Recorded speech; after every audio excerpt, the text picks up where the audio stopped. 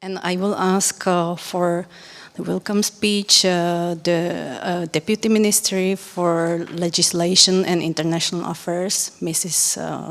Petra Smolíková. Good afternoon, Madam President, Mr. President, distinguished guests, ladies and gentlemen. Anniversary is a good opportunity to think about the past and amplify past references to the future. The International Theatre Institute was founded in 1948 by UNESCO and world renowned theatre personalities just here in Prague. The aim of the founders was to build an organization that would be in harmony with the UNESCO's cultural, educational and artistic aims, and especially to improve the statute of the artist. And now we have over 90 centers around the world. Promoting creativity and diversity is one of the UNESCO's strategic objectives under the 2014 to 2021 strategy of UNESCO. The key task in the context of the effective implementation of the UNESCO Convention on the protection and promoting of the diversity of cultural expressions of 2005. The adoption of this convention represents the culmination of a long-term effort to recognize the strategic importance of diversity. I think it's evident. Let me mention at least one activity that significantly promotes the Czech Republic and is an excellent example of the implementation of the convention. The largest European performance, design and space festival, the Prague Quadriennial. The organizer of the festival is the Czech Ministry of Culture, and the implementation and the management of is realized by the Institute of Art, Theatre Institute. The festival has gradually become a highly prestigious, unique platform covering all of the theatre and scenography sectors. So that's the good example, I think a very good example from the Czech Republic. The symposium we are launching today focuses on 3 themes. You will talk about all of them, and I believe that the symposium will be an important contribution to the fulfillment of the UNESCO humanistic message, and last but not least, pleasant meeting of all admirers of performing arts. So let me wish you a very good discussion, and I hope you will enjoy Prague. Thank you. Thank you.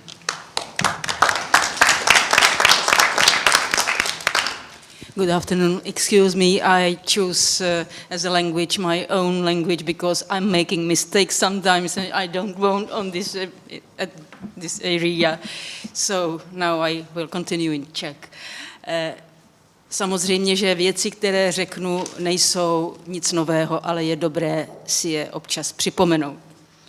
Především vás samozřejmě všechny vítám na sympóziu ITI právě ve dnech, kdy slavíme 70. výročí založení, které se odehrálo, jak všichni víme, právě v Praze. A vítám mezi námi všechny vzácné hosty z 5 kontinentů, z Evropy, Asie, Afriky, Severní i Jižní Ameriky.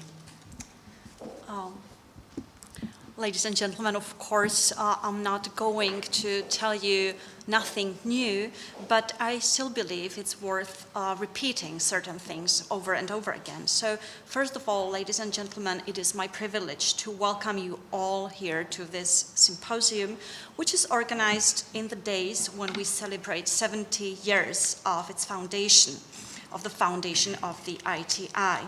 It is a foundation which took place right here in Prague. And I wish a warm welcome to all the precious guests which we have here from the 5 continents, Europe, Asia, Africa, North and South America.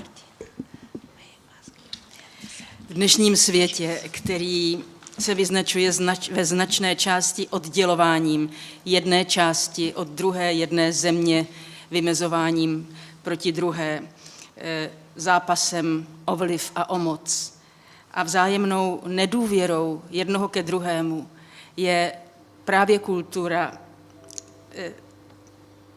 to, co má opačný směr a směřování.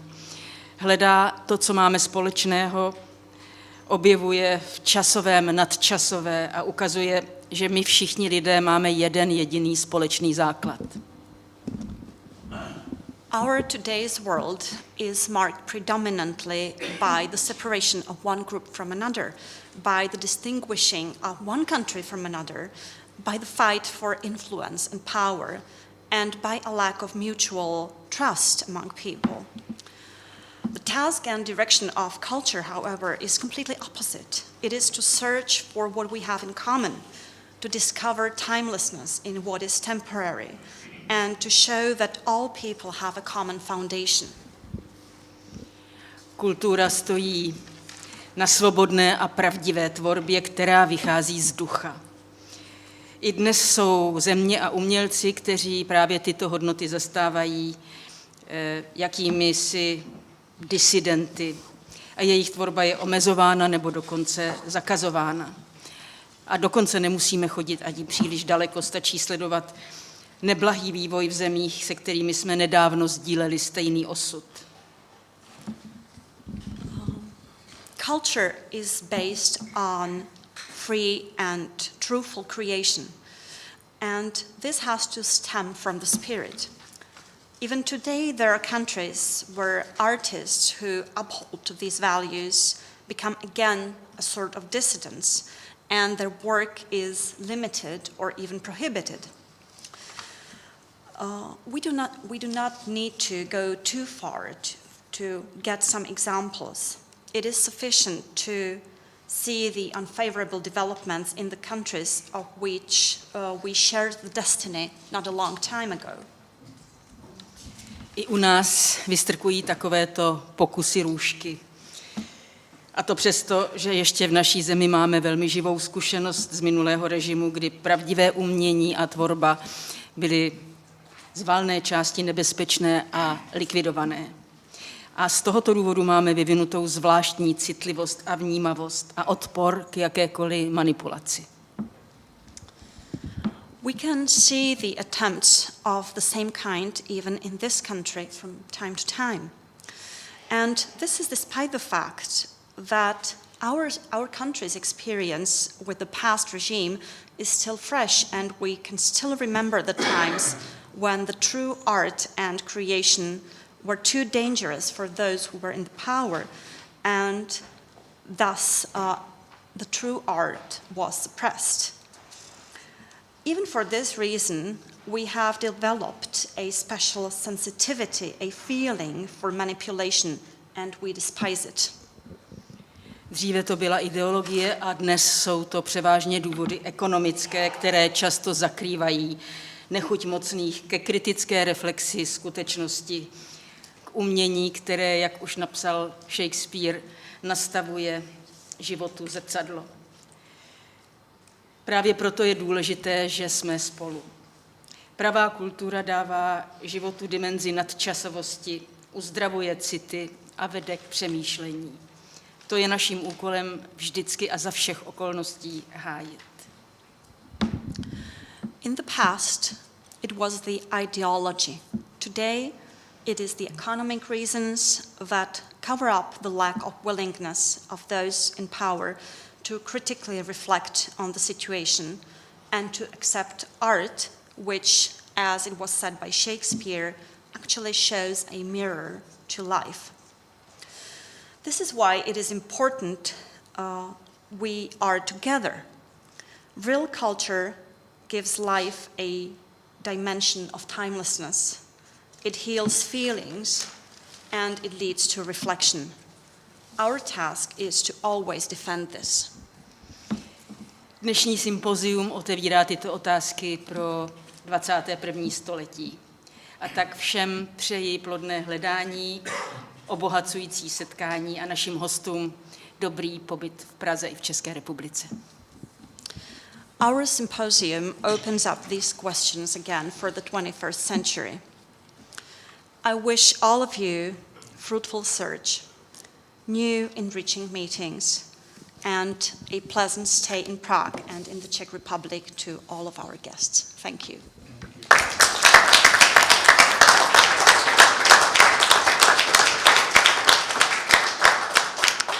I would like to thank Mrs. Tania Fischerová, the president of Czech ITA Center, for her welcoming words. And now I would like to give the floor to Mr. Stanislav Štech, president of the Czech Commission for UNESCO. Thank you, Mrs. Chair, presidents, dear colleagues and dear friends. You understand it's really very hard, very difficult to say, I think, after these words. But let me only express my pleasure to say a few words during this opening session of your symposium on behalf of the Czech Commission for UNESCO. The ITI activities demonstrate a unique and strong link between the different UNESCO agendas, between that of education and that of culture above all. The set of sustainable development goals, you know, is the main agenda of the UNESCO till 2030. I hope we will go to 2030 with these goals, and stresses the values of mutual respect and understanding between people coming from different cultures, irrespective of their social background, ethnicity, age, and religion. And all this under the umbrella notion of inclusiveness. We all have the duty and the responsibility to put into practice all these a little bit exalted words. It is a very hard task for all of us. You know that the fast technological changes and the utilitarian and instrumental focus and instrumental logic in today's society have a very big impact on school education and on our everyday life, of course. My wish, I would say, may the arts get its desirable part at school and in our lives. You know, I spent the last week the meeting of the steering committee for education, the UNESCO, and it's really very interesting to see that around the world the basic values are not respected because we live in a very happy part of the world, and we are not able to understand that all these values are to be supported and sustained in the world with our help. And what's new, that what said Tania Fischerová, even in our region of the world, we have to renew these values. It's not finished for all times. So I think that it's really something really provocative for us to see that, in fact, in our school education, the aesthetic education, plastic arts, music education, performing arts have a so weak place in the curricula, and weaker place in the curricula. And I think that the consequences, we will see them in 10, 15 years. And we have to do our best today, in fact, to change the course of things. So I wish you fruitful exchanges during your symposium, and of course, have a nice days in Prague as well. So, thank you.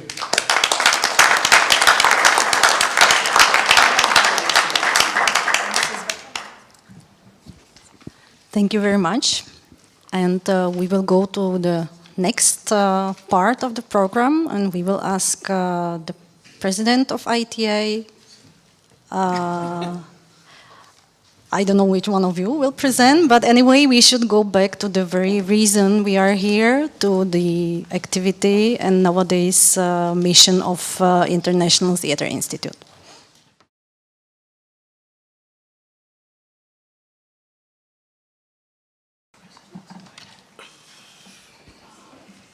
feel like a teacher. Good afternoon, everybody. And actually, in the ITI, there is no difference between who's the president or who's the member, because we are all the same. But for the record, I am the president of the ITI and obviously the director general. I would like to thank, in the beginning, Prague for hosting our first ITI meeting 70 years ago. And I would like to thank Prague for hosting our meeting yesterday and today. I think ITI has evolved since the beginning, 70 years ago, until now. We are back in the same place to give a word of thanks to the Ministry of Culture of the Czech Republic, to the people who are assisting us and helping us, to those distinguished ladies and men who gave the speeches today of welcoming us and gave us some moral lesson of how culture and theater is important to us and to the future generations.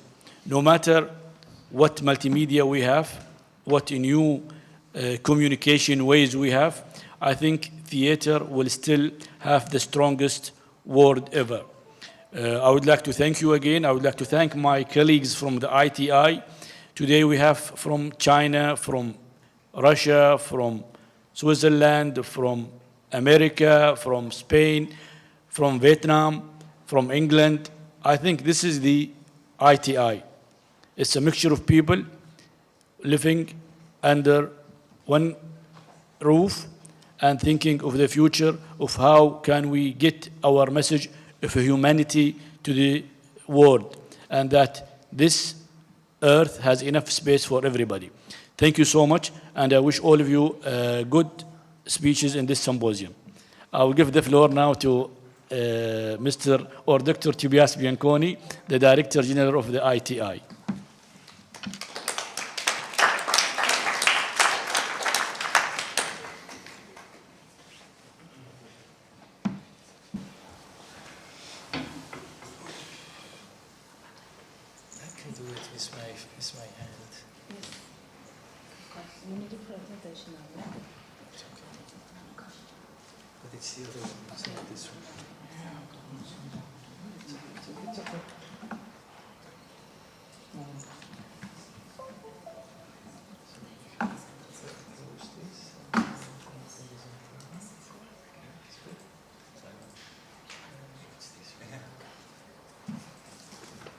So before showing you a PowerPoint presentation, I'd like to do a small introduction.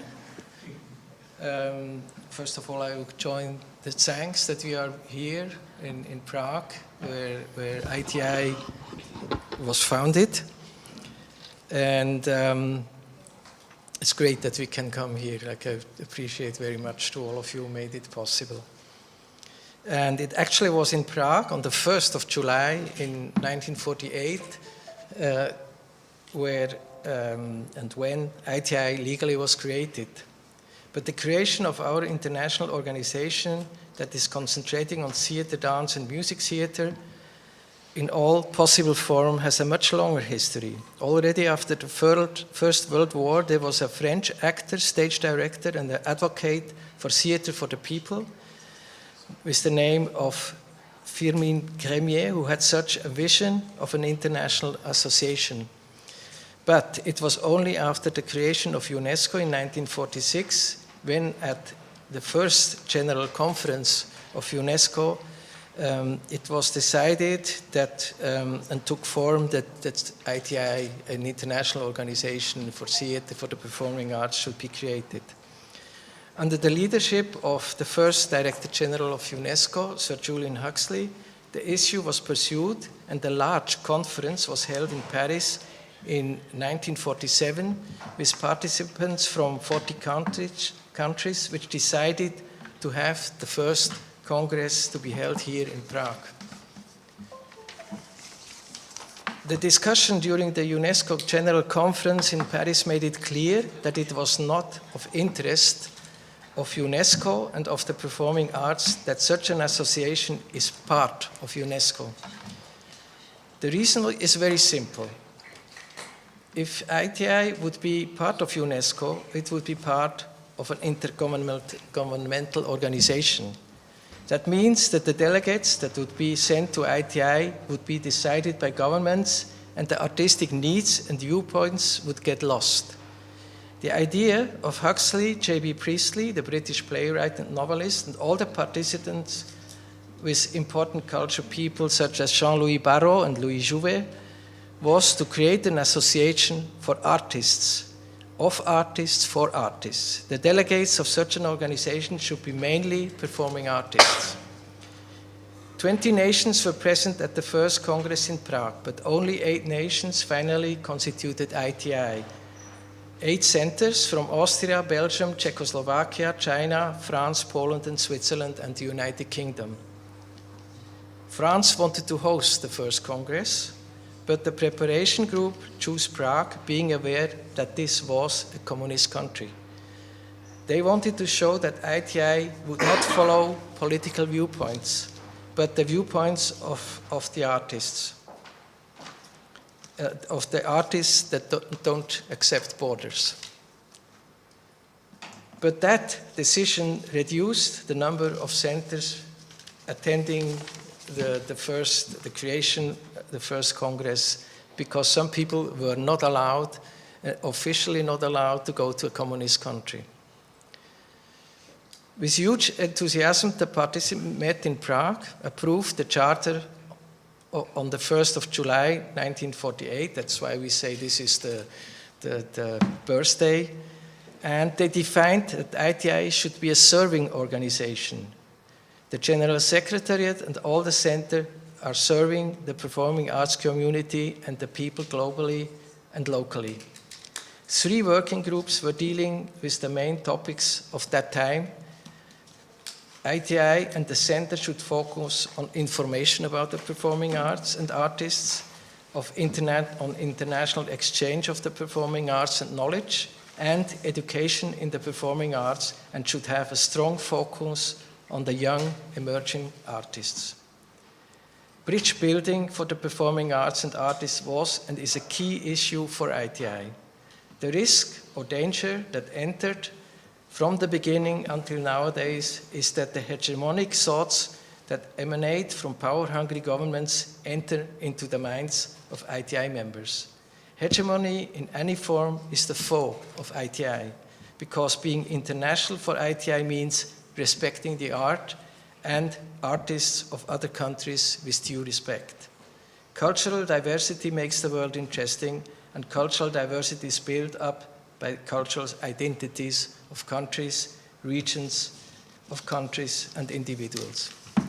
That is my introduction. So I go to the PowerPoint presentation, which I go quickly through, and then you can ask centers. And okay.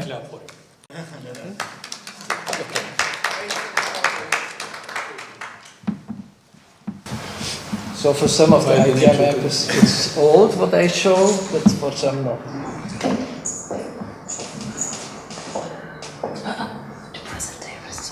It doesn't work. Okay.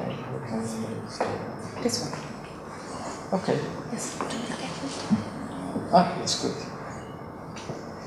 Okay, this is the question. What is the International Theatre Institute? Here.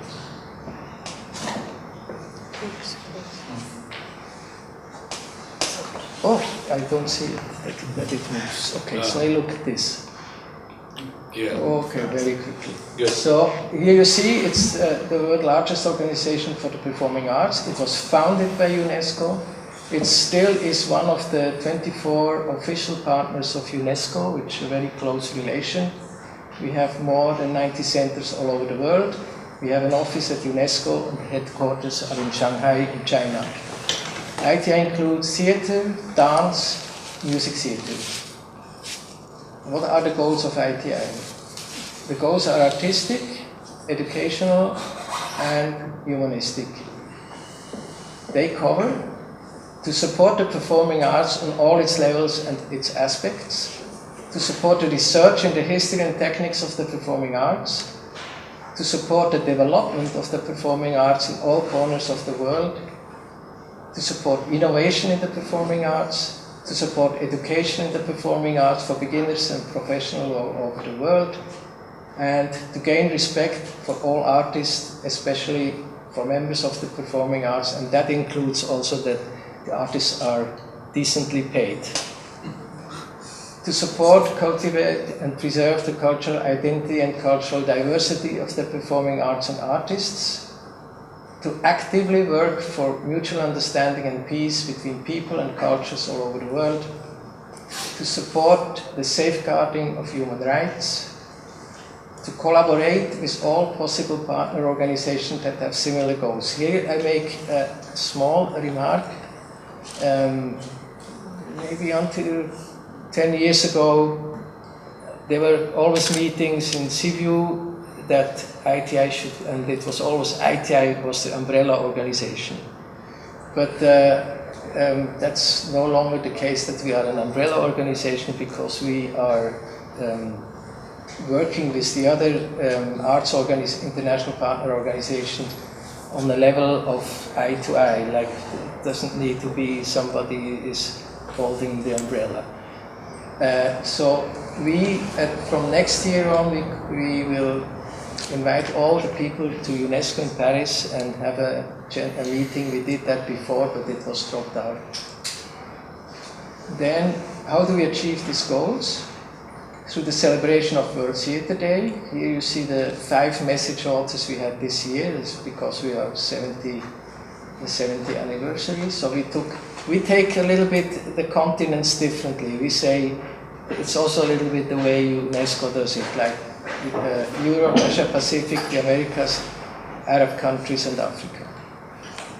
Before it was Isabelle Huppert who wrote the message. Then International Dance Day, we celebrated in Havana this year with a member of Israel, a member of Lebanon, a member of China, of Hong Kong, Cuba, Burkina Faso. And this is the year before with Trisha Brown, who was not able to attend anymore because she just died before. It's not. This is something that we are spreading out all over the world, the message authors. And I was just in Wrocław, and I visited the Opera House, and they say, oh yes, we celebrate International Dance Day every year, and also World Theatre Day, and we were reading the message of Ohad Nahavi.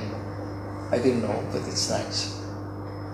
Then we want to re-establish Theatre of Nations. That was a very precious event in the 70s, and we had the last one in Nanjing. This is the picture, and we try to re-establish it and do it on a yearly or every 2-year basis. Then we have our congresses every 2 to 3 years. Here you see the picture was below, it was Xiamen, and above it was Yerevan. And last year it was in Segovia in Spain.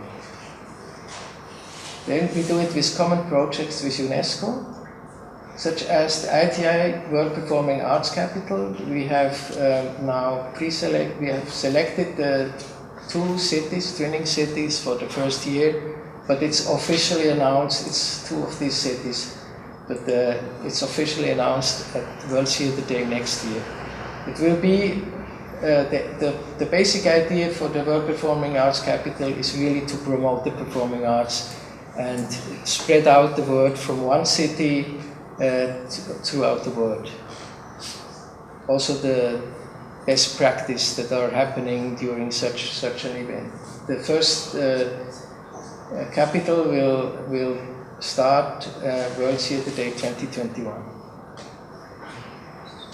Then we have the ITI UNESCO Network for Higher Education, the Performing Arts. I do a small presentation about that later, and we have several members of this network here. You can recognize the pictures. Then we achieve our goals by strengthening the ITI centers and cooperating number and increasing their number. We do this by strengthening the regional councils which we have, and you see like we have in our 5 continents, and we try to create a Mediterranean regional council with activities there, because this is probably the most interesting, politically interesting regional council, because there are Arabs, Jews, Christians, like it's all, there was one in 2008, and it was amazingly interesting. Then we do it to the activities of 9 artistic ITI committees. We have here the list. The Dance Committee, the International Festival Forum, the Monodrama Forum, the Playwrights Forum. They do a lot of educational work, as you can see. They did workshop for young playwrights in Sri Lanka. A network that ITI is doing together with the Central Academy of Drama, ISTAN, International Stage Art Network, which basically is focusing on innovation in the stage arts. It's not the Prague Quadriennale. Then we have the Music Theatre Now Network, which their main focus is on a competition that they do, and the winners are invited to a special place like Operadagen or Swedes Biennale, Swedes Konst Biennale, and this is very prestigious in the field of new music theatre. Then we have, from this year on, we have a festival from the Network of Emerging Arts Professionals, the young people of ITI. They were in Croatia in summer, several of them, and now they are creating in October a festival in Sao Paulo, Brazil, especially for emerging artists. Then we have the Traditional Performing Arts Forum and the Stage Directors Network. We are building up at the moment, and I hope that in 2019 we will really have activities. Then we have the 3 humanistic ITI networks and the committee who are dealing with humanistics issues. The Theatre in Conflict Zone network, you hear about it later. Then we have a social change network, which did a huge event in Manila, the end of May, Art Speak for Peace. And we have the network for heritage, indigenous culture and migration, and HIM and ACAR, we will hear about a little bit later. And we have an educational group, and we have a publication committee, and then I go back. What is important for ITI, a lot of international work is going through the committees. Like they work together from all parts of the world, and they have their own project. So for ITI, this is a very important part of committees. Like they do festivals, they do conferences, they do workshops, they go to conflict zones with work. Then we reach our goals through national and international projects and festivals organized by ITI centers. International workshops organized by centers and committees, then by using the performing arts to advocate peace in zones of conflict, we give to extraordinary personality and artists the ITI medal, and we have different awards. This year we will give 2nd of October the Yuri Lyubimov International Theatre Award, and the other prizes you see here. Then we have created the title of World Theatre Ambassador. On the left side you see the living one, and on the right side in memoriam. And when I was just new in the office, I remember we invited Václav Havel to come to the Congress in Madrid, and then he sent us a fax, handwritten. He said he wished us all the best, and he thanks for being a World Theatre Ambassador, and with a heart. It's very nice. Then we created a World Dancer Master last year with, you see here, Alicia Alonso and Cristina Hoyos from Spain, and the prima ballerina assoluta. Then we have a member card that is in use in many countries, and what we suggest always to the members, it's only for professionals. Just show it, and for instance, if you go to Odeon in Paris, they give you a discount. Then we have the different websites for World Theatre Day, International Dance Day, and for ITI, which is very well visited. We do a lot of calls. And who is doing the work? This is all the people, like Martina, and all the centers all over the world, they are doing the work, all the people here. The executive council members, the members in the general secretariat. And where do we do the work? At UNESCO, but not in this building. And in Shanghai, in this building. What for? To help to create a world rich of diverse performing arts culture in a safe environment of peace for everybody. Thank you.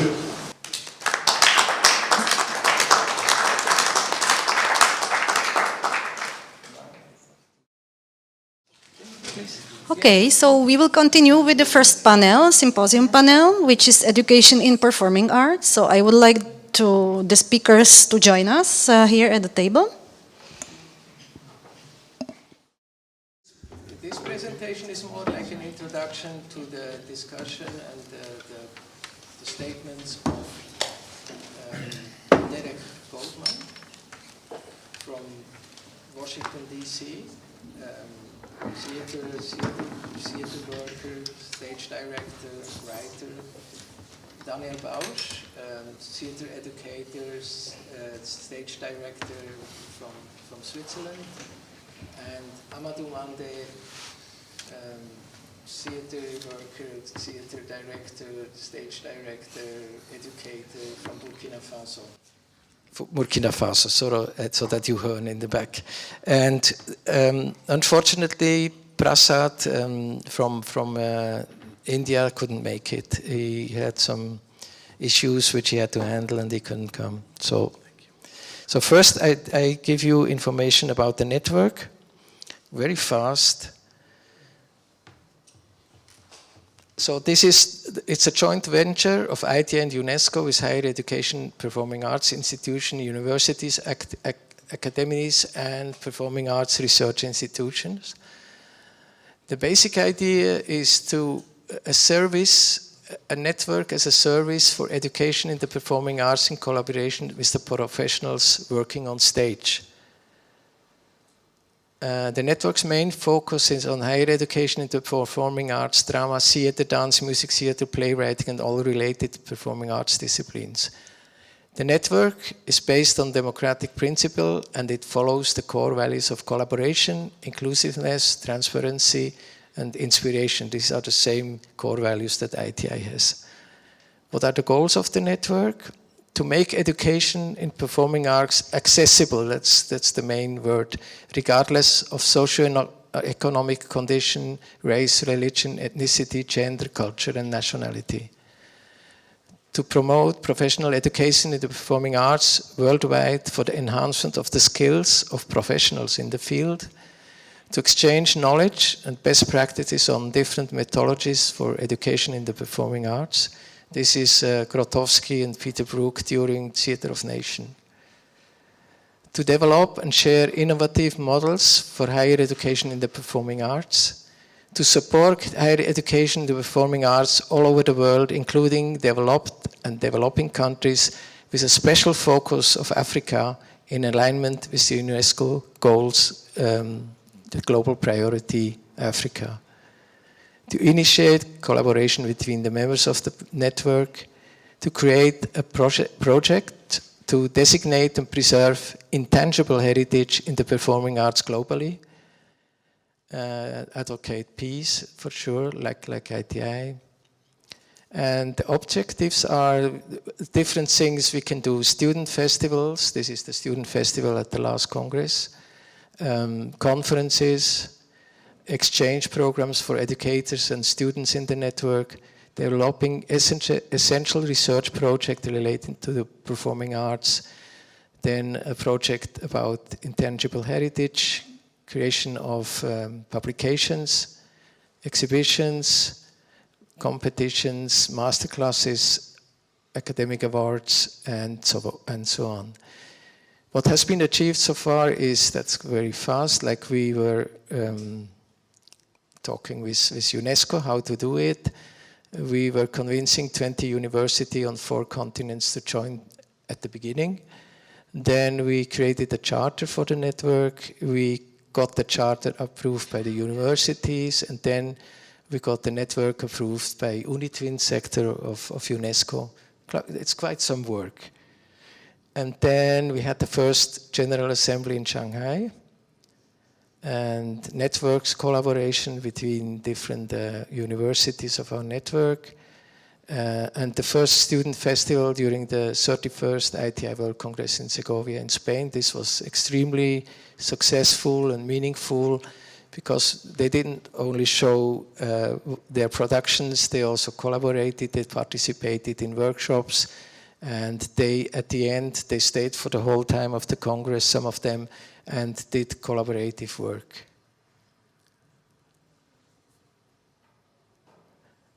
And we had some meetings in Shanghai about assessment and evaluation of performing arts universities, and we were approached by a big sponsor that said he wants to help us to create a training excellence center in Paris. That actually was the first project, but that was dropped. We couldn't have this many buildings. But we are continuing on that. What are the current future project is a conference on performing arts education in a global context. There will be 35 universities attending this conference. Then a working group is establishing criteria for training actors and stage directors, also in Shanghai. Knowledge transfer on how governments assess arts university, because all over the world this is sometimes very difficult. If you want to evaluate an arts university like a law or a physics university, it doesn't really work, or an economic. Then we are trying to develop a global directory about institutions who are giving know-how for the performing arts. We are creating at different locations all over the world master classes for international students. So, for instance, in Moscow, they do, our member there is doing a master class in summer and is quite successful with this. And it's for everybody, like Russians, I don't know, Swiss, Americans. Then we look for a new location for the second student festival. We're creating a publication on performing arts education. Academic view, but also practicing views will be published in this series of publications. And we expand the number of our network, and this is the structure. Like ITI is the main initiator, responsible for the coordination of the network and the relationship of the network and UNESCO. And UNESCO is the monitoring consulting body in this network. So here you see, like, we have already a lot of members, and we are increasing the number. And it's unique because of its association with ITI and UNESCO and the commitment to follow their goals. Thank you.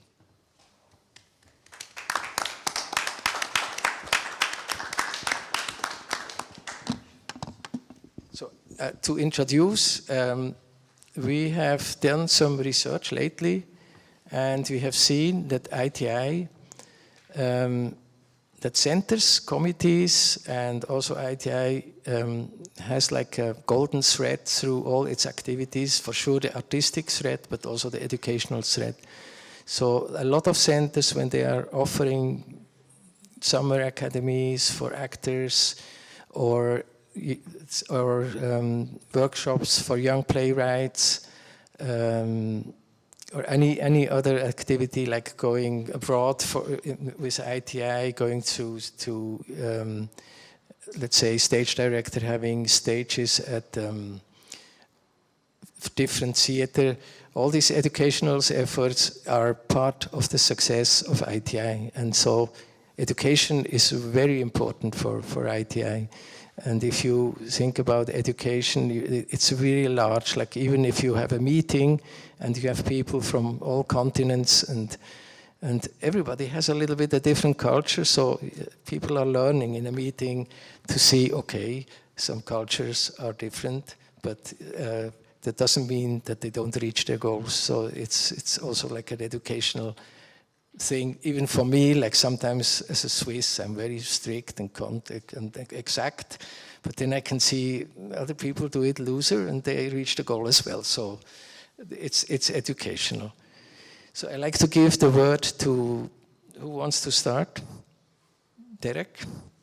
Derek, you want to start?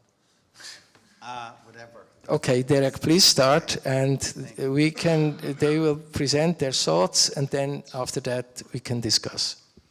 Okay, thank you, Tobias. Good afternoon.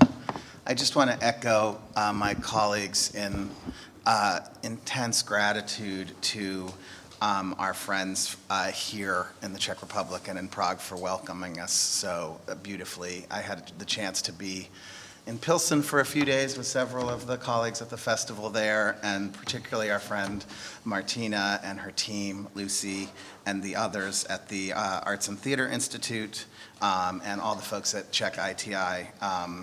It's been an amazing time, and it's just coincidentally, I teach at Georgetown in Washington, D.C., and I go back tomorrow, and we're about to host 3 productions next weekend from Schwanda Theater here in Prague. So I got to see that theater. We just had some of our students who were here working on those productions, and now we'll be doing that. So it's been a really exciting, dynamic time for that collaboration, and I plan to be back for the Prague Quadrennial in June.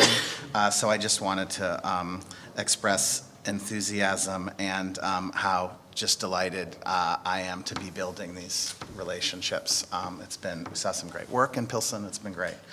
I thought Tobias did a great job, I think, of just giving you a kind of overview of what the network is and what we're trying to do in terms of education. And I thought I would just share some thoughts, maybe a slightly deeper dive into some ideas that I think, as was said really eloquently at the beginning, are probably things that we all already share a sense of, but that I think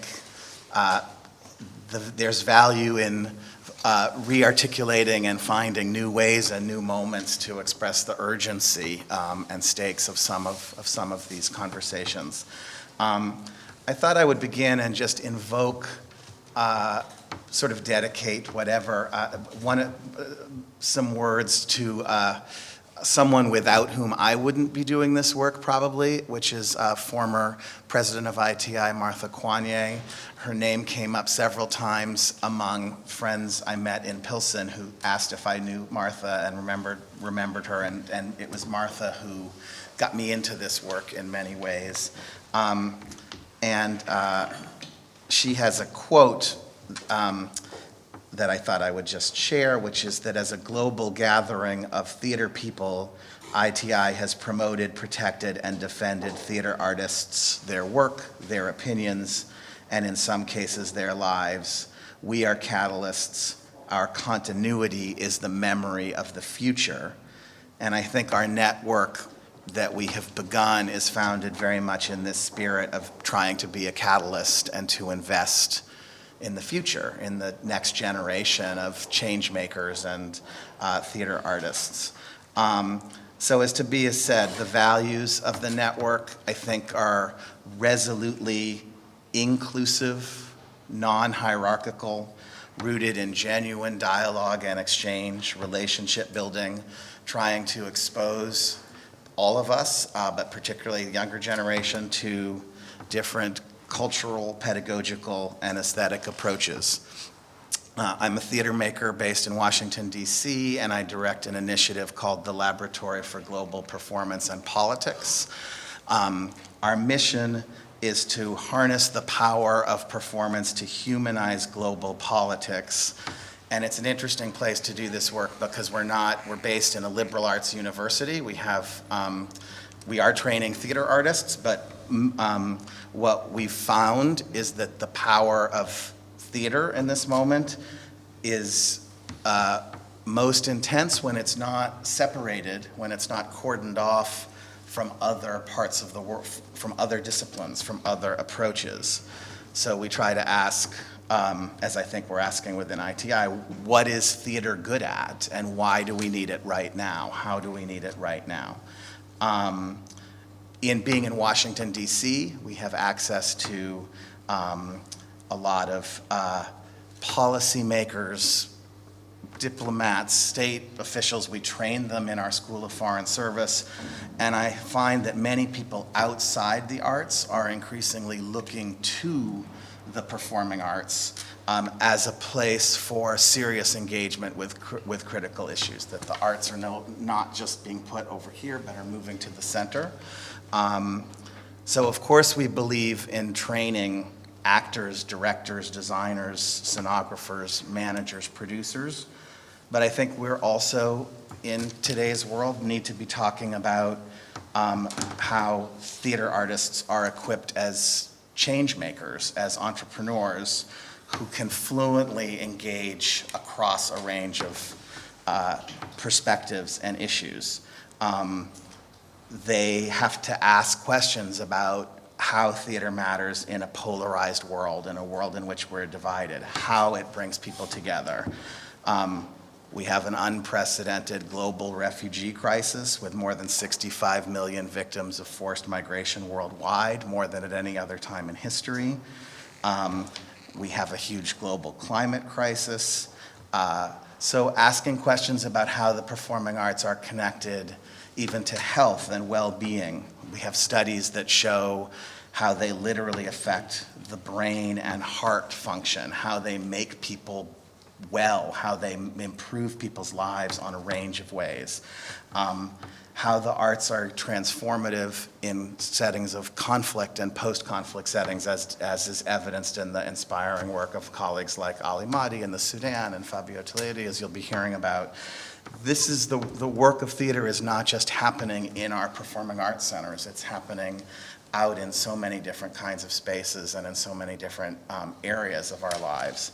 And so I think part of our function with the network is to make a new generation of theater artists available and equipped through empathy and through skill building to really understand all of their potential as artists. I thought Tobias spoke to this already, but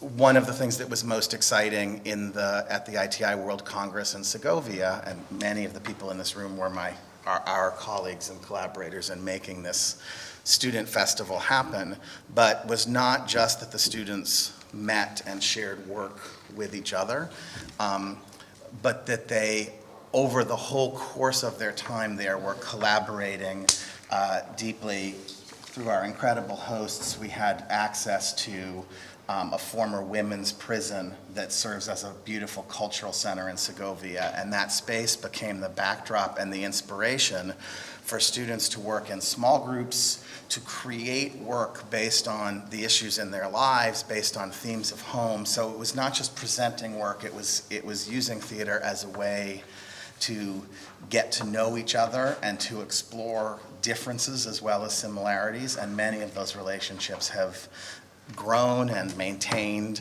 And what was exciting at the last Congress was also ITI's investment in the network of emerging arts professionals, which is a group that is a little bit older than our students, but is sort of another tier. And so overall, you feel the intergenerational energy within ITI. It's getting younger. We have an investment in students through the network, an investment in young professionals, and sort of you feel the relationships moving back and forth in the mentorship relationships in a really important way.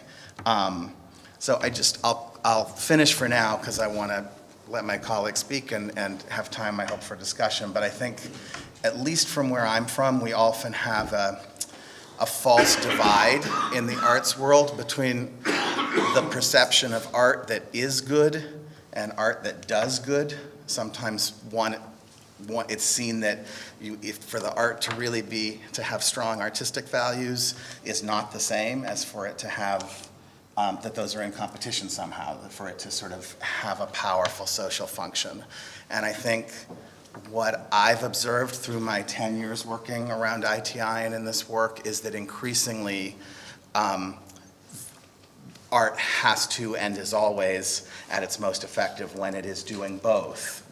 You can go to the world's leading opera houses and see something that's extraordinary and transformative, or you can see something that, and of course these are subjective, but you can see something that doesn't work at all. And you can go to a refugee camp or a prison or a high school or a housing project and see something that is transformative and that is performing arts working at its very best, or something that is not strong either. And I think we have to really take hold of the idea that performance is at its most powerful when it is good and the skill building is there, and when it does good and builds relationships, brings people together collaboratively, and in new relationships that open them up to the kind of expansive sense of the world that we all get to have, I feel like, as artists.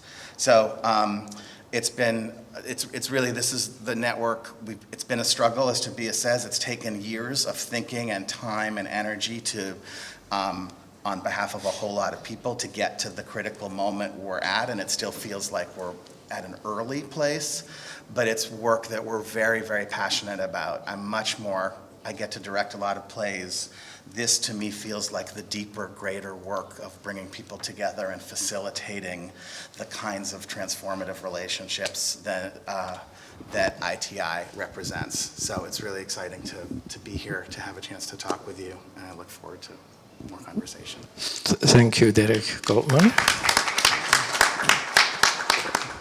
Daniel Bausch. Yeah, thanks Derek. Thanks for inviting me. I'm trying to talk a little bit more general about theater education. And when I was asked to talk about theater education, for me it was very natural to first think about my own education. And when I started the school time, the theater school, the first day of the school, our director at Dimitri School, where I was formed in Switzerland, Accademia Teatro Dimitri, he told us that we should be now like a white, empty piece of paper. And I'm sure I understood it, and I made lots of wonderful experiences, and I wrote experiences on this paper. But after 3 years, I crumbled the paper, I threw it away, and I felt really strong that I had to do it, and I had to be free of my teachers, of my teaching, and I had to do my own path. And the big teaching starts then after the school. So that's we never stop to be educated, to learn. Otherwise, we will die, I think. So what I want to say is that professional theater education is absolutely necessary. That's what I believe. So to have the strength to throw away this paper and to do your own path, you need to be educated. So some seed has to be planted, and that is a very, very important task. But it's just a little bit of education. But it's necessary. And to explain a little bit this kind of balance between education in your own way, I want just to tell you one story which I learned through one of my most important teachers after the school, Yoshi Ueda. And through him I got to know Zeami. Maybe you know about Zeami. He's this ancient no theater actor and writer.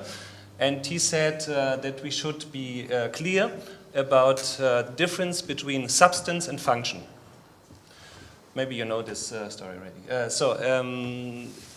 If I can give you an example, like if you have the flower, like the blossom itself would be the substance, and what you smell, the fragrance, would be the function.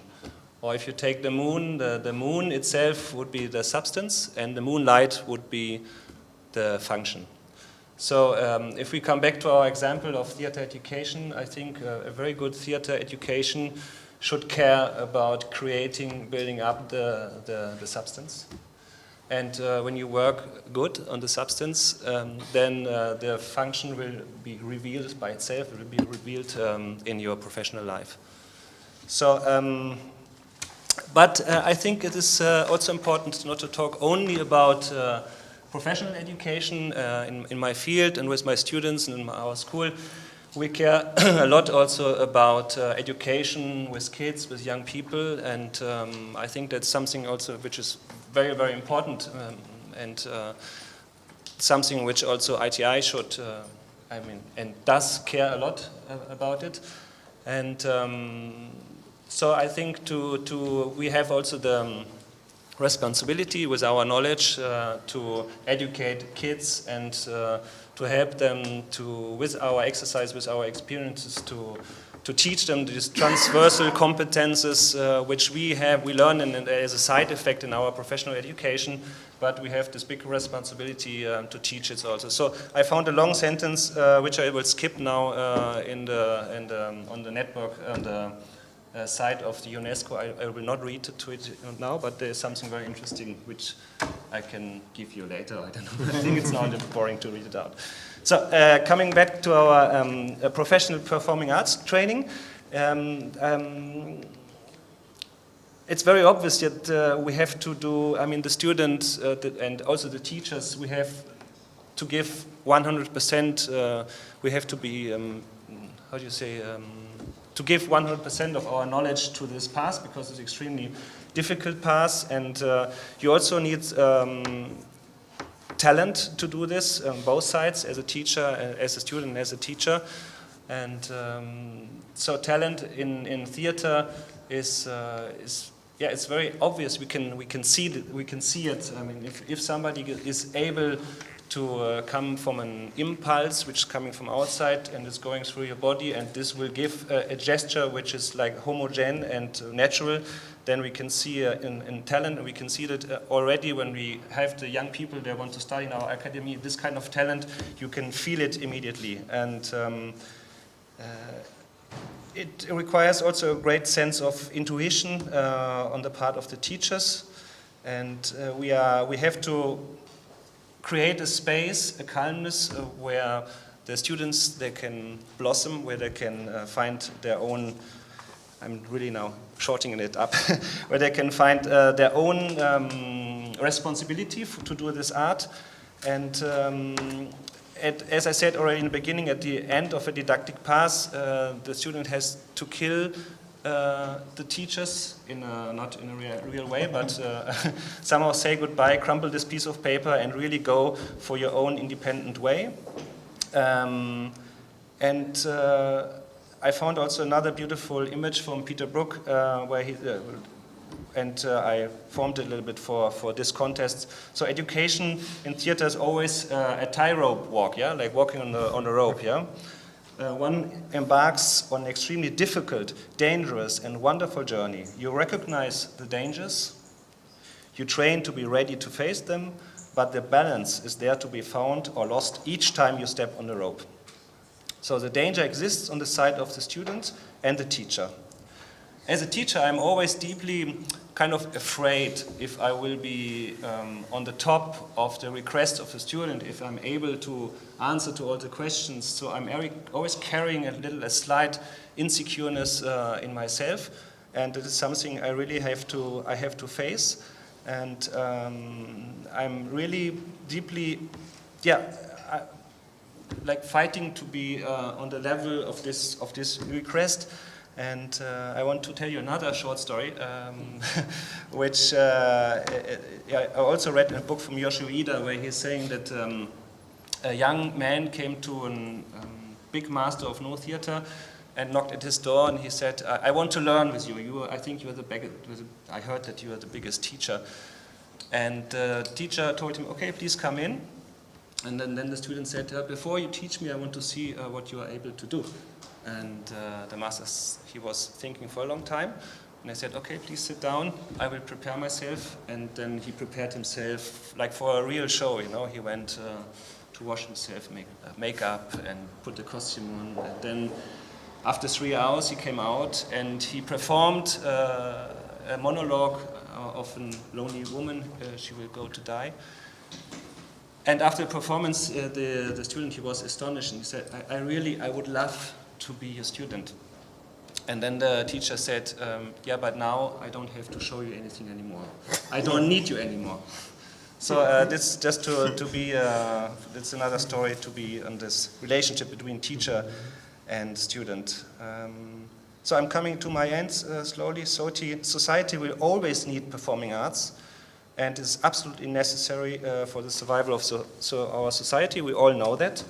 And it's highly complex, and it really needs professional training. I'm really convinced of this. So that's why I also think that this network for higher education is really important, because we can work on the quality of a really good education theater, and the goals and the objectives of the network are fully integrated in the goals of UNESCO. I think that is also very important to say, and it became for ITI like a really, I hope, a really important subject to push forwards.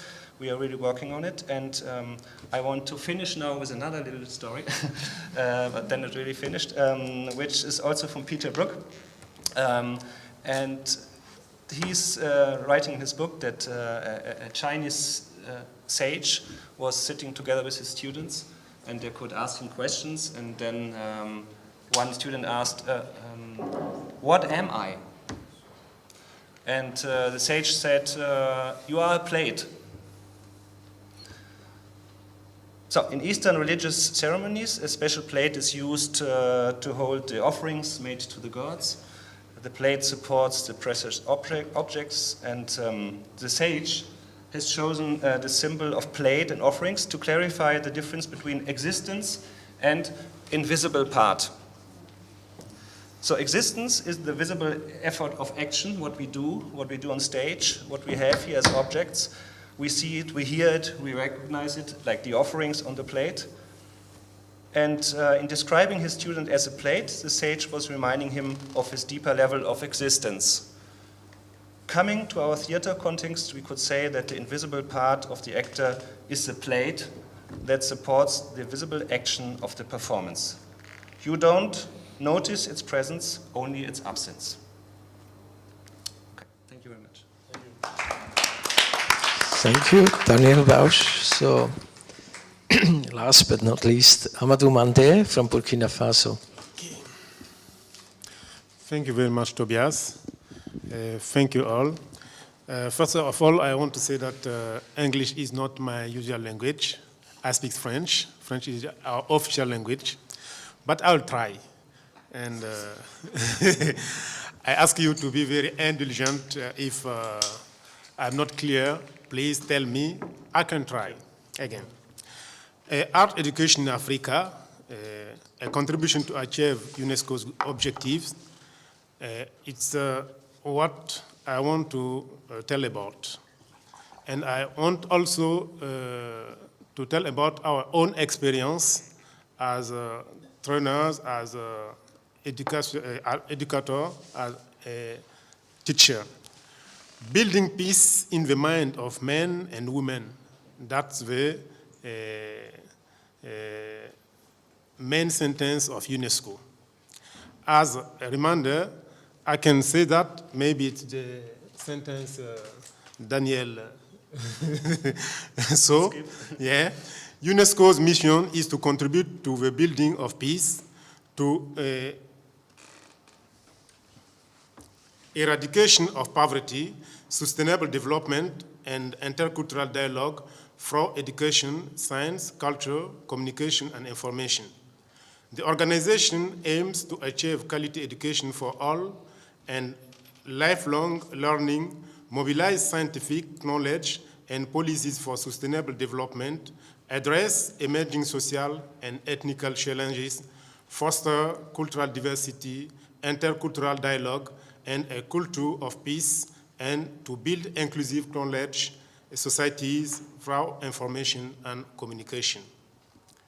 Considering that the main objective of UNESCO are education for peace and respect for human rights in the world, considering the fact that artistic training is in our context always works in the form of a utility triangle. Triangle is three-parted. The first is personality training, the second professionalization training, and the third training in sociability and the promotion of harmonious living together. Art makes sense only if it contributes to the building of men and societies. Artistic training in Africa can only be an education in humanism. His material and his target are the human, and his vocation is to make him better for himself, for others, and for all society.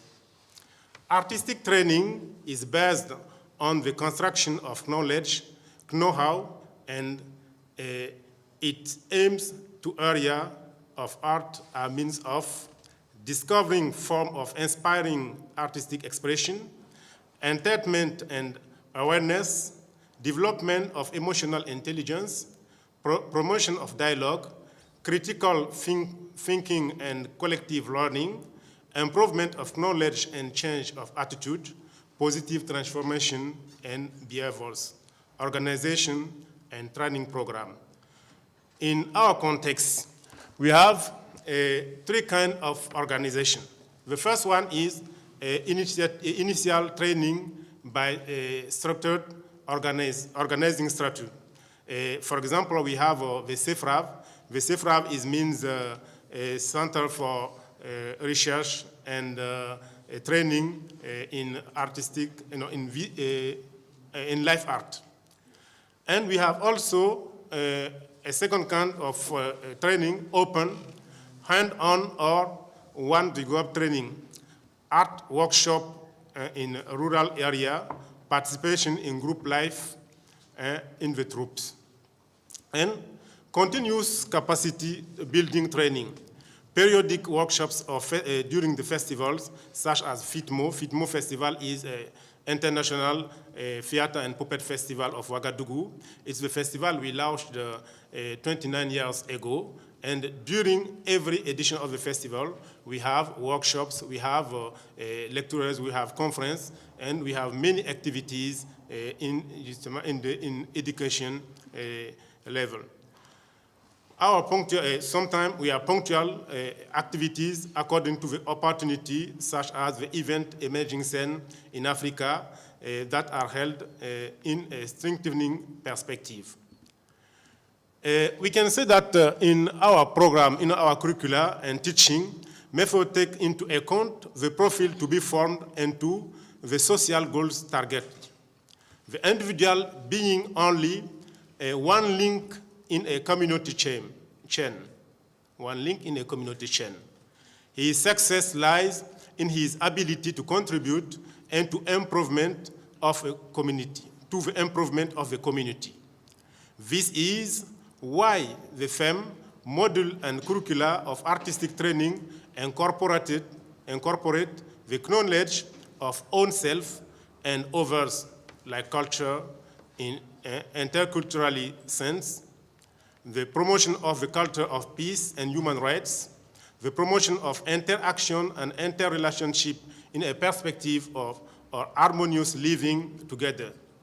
Education is the keystone of positive transformation in the existence of the individual, mentalities, and collective action. It is this that gives means and content to artistic training in Africa. The methods are open, but they favor the reflexive posture, ability to question one's own practice. They do see or make known, and they do it yourself.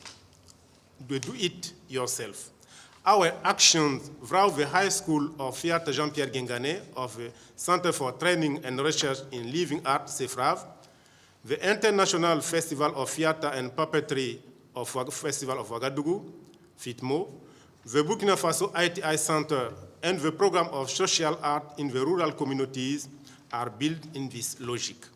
For us, Training in art means educating oneself and others, individual and collective responsibility.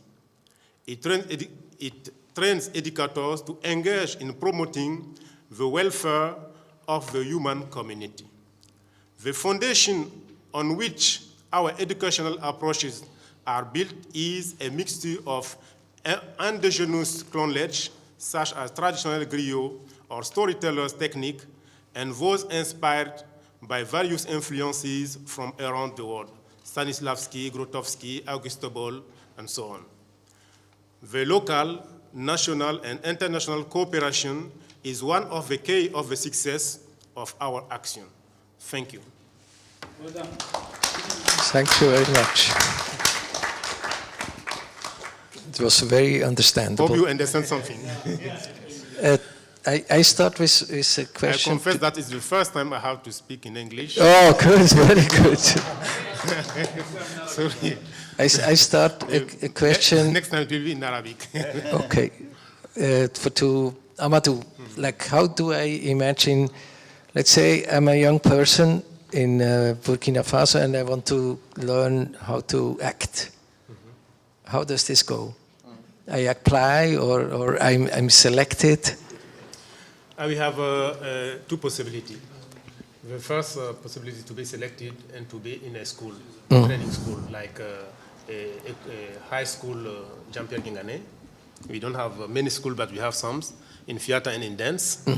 The second form is to be in a group, in a theater troupe. We have a continuous training in the groups. And the third one is to apply for workshops. Okay. I don't And know if question is, I know you have refugees. If I'm a refugee, can I come to your school? Yes, of course. Okay. Of course. This is my question. So you have people from other countries as well, like Yes, in our school we have people from all over countries from Africa, but we also have some students coming from Belgium, from Germany sometimes, and we have main collaboration. I speak about collaboration. We have main collaboration, main networking between African school, but also between our school and some school from Germany, Switzerland, Zurich and Dimitri, donc Germany, Italy, Russia, Okay. And we have so many chance to have this kind of collaboration. Great. What about Switzerland? If I'm a refugee, a Syrian in Switzerland, can I come to your school if I'm very talented? Yeah. I mean, the problem is the money, I guess. So you need to find a funding, or we need to find a funding which helps the students to come. It is like, let's say from our academy side, we are very open, and like in the master program is very international. There's maybe one Swiss people, and the rest they are really from South America and Africa. One student from Burkina Faso. The problem is, unfortunately, the Swiss government and the visa questions. So it's very, very difficult to get visa, and it takes like half a year. It's not possible to come like spontaneously. Okay. But we are having now an advanced studies program, which will start next year. And we will collaborate with Goethe Institute North Iraq, and we will have students from North Iraq and Syria who will come to Switzerland for 2.5 weeks, and then we go together with our students and with these people back to North Iraq, to Erbil. We will have theater projects in refugee camps with young people and kids. Great. Yes. For Georgetown, I don't know, like you have people who come to your university or your department for becoming a professional actor, or what is the situation? And if I'm a Syrian, can I come to your school? Yes, so we do have some, but they have to. It's a liberal arts university, and then you can study theater or theater and performance studies, or a combination of theater and performance studies with international politics or something. But you first have to get in through the general pool. So we don't, the theater program doesn't do the admissions. We can make a case for folks, but so I think that we, for a certain type of student who's interested in the combination of theater training and other things that Georgetown has to offer, which are, tend to be around politics, social justice. It's a school where a lot of folks want to change the world. So if they're an artist who has the academic credentials to get in, then there's a certain type of student who chooses Georgetown. But we found that part of why we founded the lab is because I didn't want to just work with Georgetown students, much as I love Georgetown students. We wanted to, so we have a fellows program where we have young people from Zimbabwe, Cambodia, Syria, Palestine. They're not Georgetown students, but through our fellows program, they're connecting with our students, and we're supporting their work and mentoring them. And so that's, in a way, we're trying to make use of the mission of Georgetown, even though in some cases and in a few cases those people have then ended up coming to Georgetown, but some of them don't want a Georgetown education, but they're still connected to the lab. Okay. So I open up the discussion. So who has any question?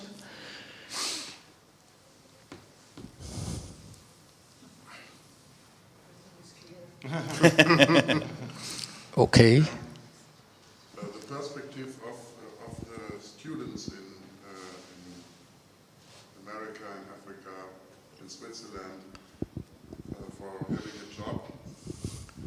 We spoke about in the morning, and the answer from the Czechs was that some go in state and the others are freelancers. Yeah. We know that very often it's another word for unemployment. Yeah. It's very difficult in the United States. I mean, it's if you just are trained, that's part of the point I'm trying to make, that if you just train as an actor in a regular acting training program, you can make it big and get a TV show and go to Los Angeles, but to actually make a living is a tiny percentage of the people who are trained to do it or who get degrees to do it can do it. What's interesting at Georgetown, and we're not the only place, but is that I feel like the folks who we're turning out are getting jobs, but the jobs some of them are as actors and directors, but some of them are in other leadership positions in the field, or they're founding initiatives like Howl Around, which is an online theater journal, and Commons, which was founded by Georgetown graduates. So I feel like in this moment, I think people need to be training, not just leave it at the door and I'm going to learn to act, move, direct, and then hope that someone hires me, but they need to be connecting their theater work to something, to other fields, which still may mean they work. I think it makes them a better artist, even if they end up working in the theater. But I think it's also opening up new kinds of ways of understanding what a career in theater is. And in Switzerland, it's very difficult if you're just trying to make it as an actor. Thank you. Yeah, Daniel? I think the situation we have in Germany, in Austria, and in some other 2 or 3 European countries, it's very special. And in Switzerland, I just could say that you are not, when you are not working in a state theater, you are not like B-level, second, like below the other actors, and there's a whole scene of theater people which have like the same standing in a sense like the people who are, have a contract with the state theater. And I think that students that are leaving now the schools, they are much more creative than we were with creating their own profession somehow, and creating, like we were saying in the morning, like projects. That's really the thing which is internationally like going on. And yeah, there's not this anymore. Like in Germany, it was like this. Like when you're in the free scene, it's like B level, you know. And that is not in Switzerland. It's not like that anymore. So like our students, they're really like they're doing their own projects. They're creating their own profession somehow. Okay. Yeah. And Amadou? Yes, I think it's like Daniel said at the end. For us, there's no state institution for artists. All the artists are to work on private on their own on their own projects, and we don't also have so many people in the training schools.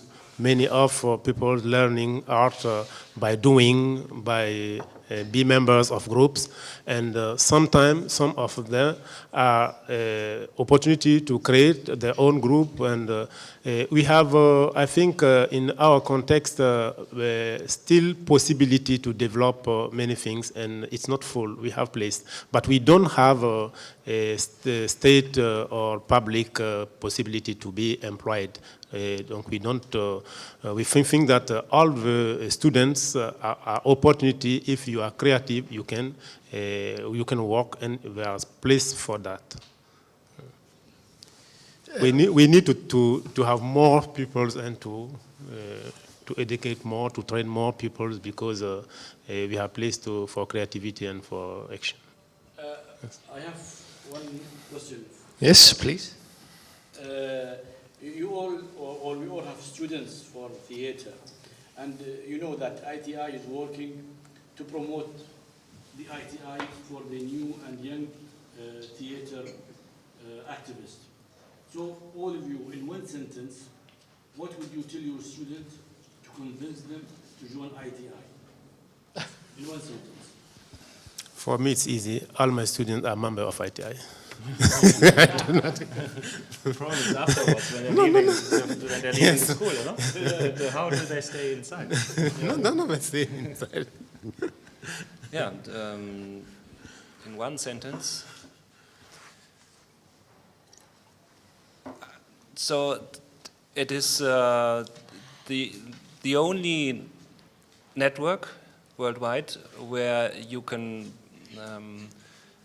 be a member of a performing arts family which organizes places and like Corniche, where you can promote, where you can continue to educate and to promote your art, your theater, where you can, that's one sentence. There are 20 more sentences. I would say joining ITI will widen your horizons and make you a more complex and better human being. I really believe that will give you a wider. Thank you. Thank you. Okay. Any other questions?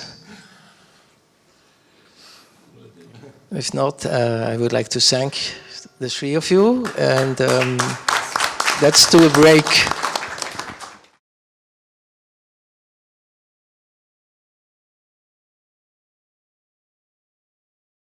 I will be really glad to introduce you in a panel discussion which is about artist rights, LGBT and performing arts. And I feel really honored to be invited. I'm Ivona Kreutzmanova. I'm running the dance venue and dance festival in Czech Republic. And I'm glad to welcome here two Czech artists, as we spoke about it this morning, this afternoon, that ITI is about artists. So I'm very glad that we have here Honza Malík and Miřenka Čechová. They are both artists in the dance field and physical theater. And I am really honored to have here Anne-Marie, who is actually honorary president of in ITI and has a long history. Let me introduce a little bit more Anne-Marie Engel. She is the founder and contact person of the ITI Action Committee for Artists' Rights, and will speak about it. But she's also the former director of Svensk Teater Union, and more than 20 years she was the main producer of the festival Swedish Theater Biennale. And currently, which is quite interesting, she moved into the public policy field And so she is a member of the Stockholm City Council and a Stockholm Cultural Committee. So we really love to see that the experts from the field of arts are also touching the policy and cultural policies, and we are really very happy to have you here. I would like to start this panel discussion by your presentation about Action Committee for Artists' Rights. Thank you very much. Is this on? Yes. Yes. Yes, I think we should welcome more artists into politics. We need them. So, thank you very much for inviting me. I'm very honored to be here. I was here 20 years ago when ITI had its 50 years anniversary. And I'm going to talk a little bit about ACAR and about the Proud Performing Arts. And these are two networks that were both initiated by the Swedish Center, which I'm very proud of. And I'm very glad that we now, in this anniversary, can remember the original ideas and ideals from the foundation of ITI. And I just want to remind that it says in our mission that we should advocate the protection and promotion of cultural expression regardless of age, gender, creed, and ethnicity. And I have followed ITI for a long time. I have lived in the ITI for a long time, and I have seen it had changed a lot. Politics in the world has changed, and I can say that almost never before was it so relevant as now to lift these ideals again when the borders are closing and there are many people who are opposing arts and artists.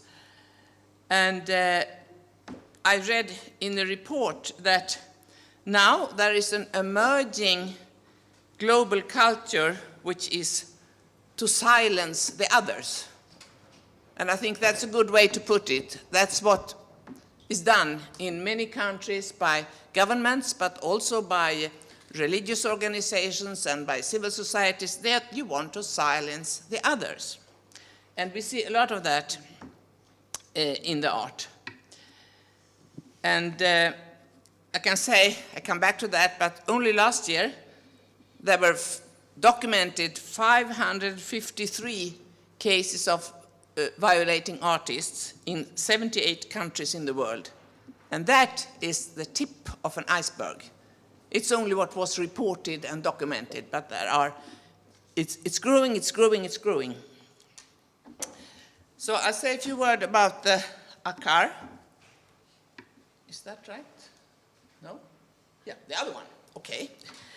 So the ACAR started as a working group. It's not that ITI didn't care about what happened to the artists in the world and the artists' rights, but it was not really in focus.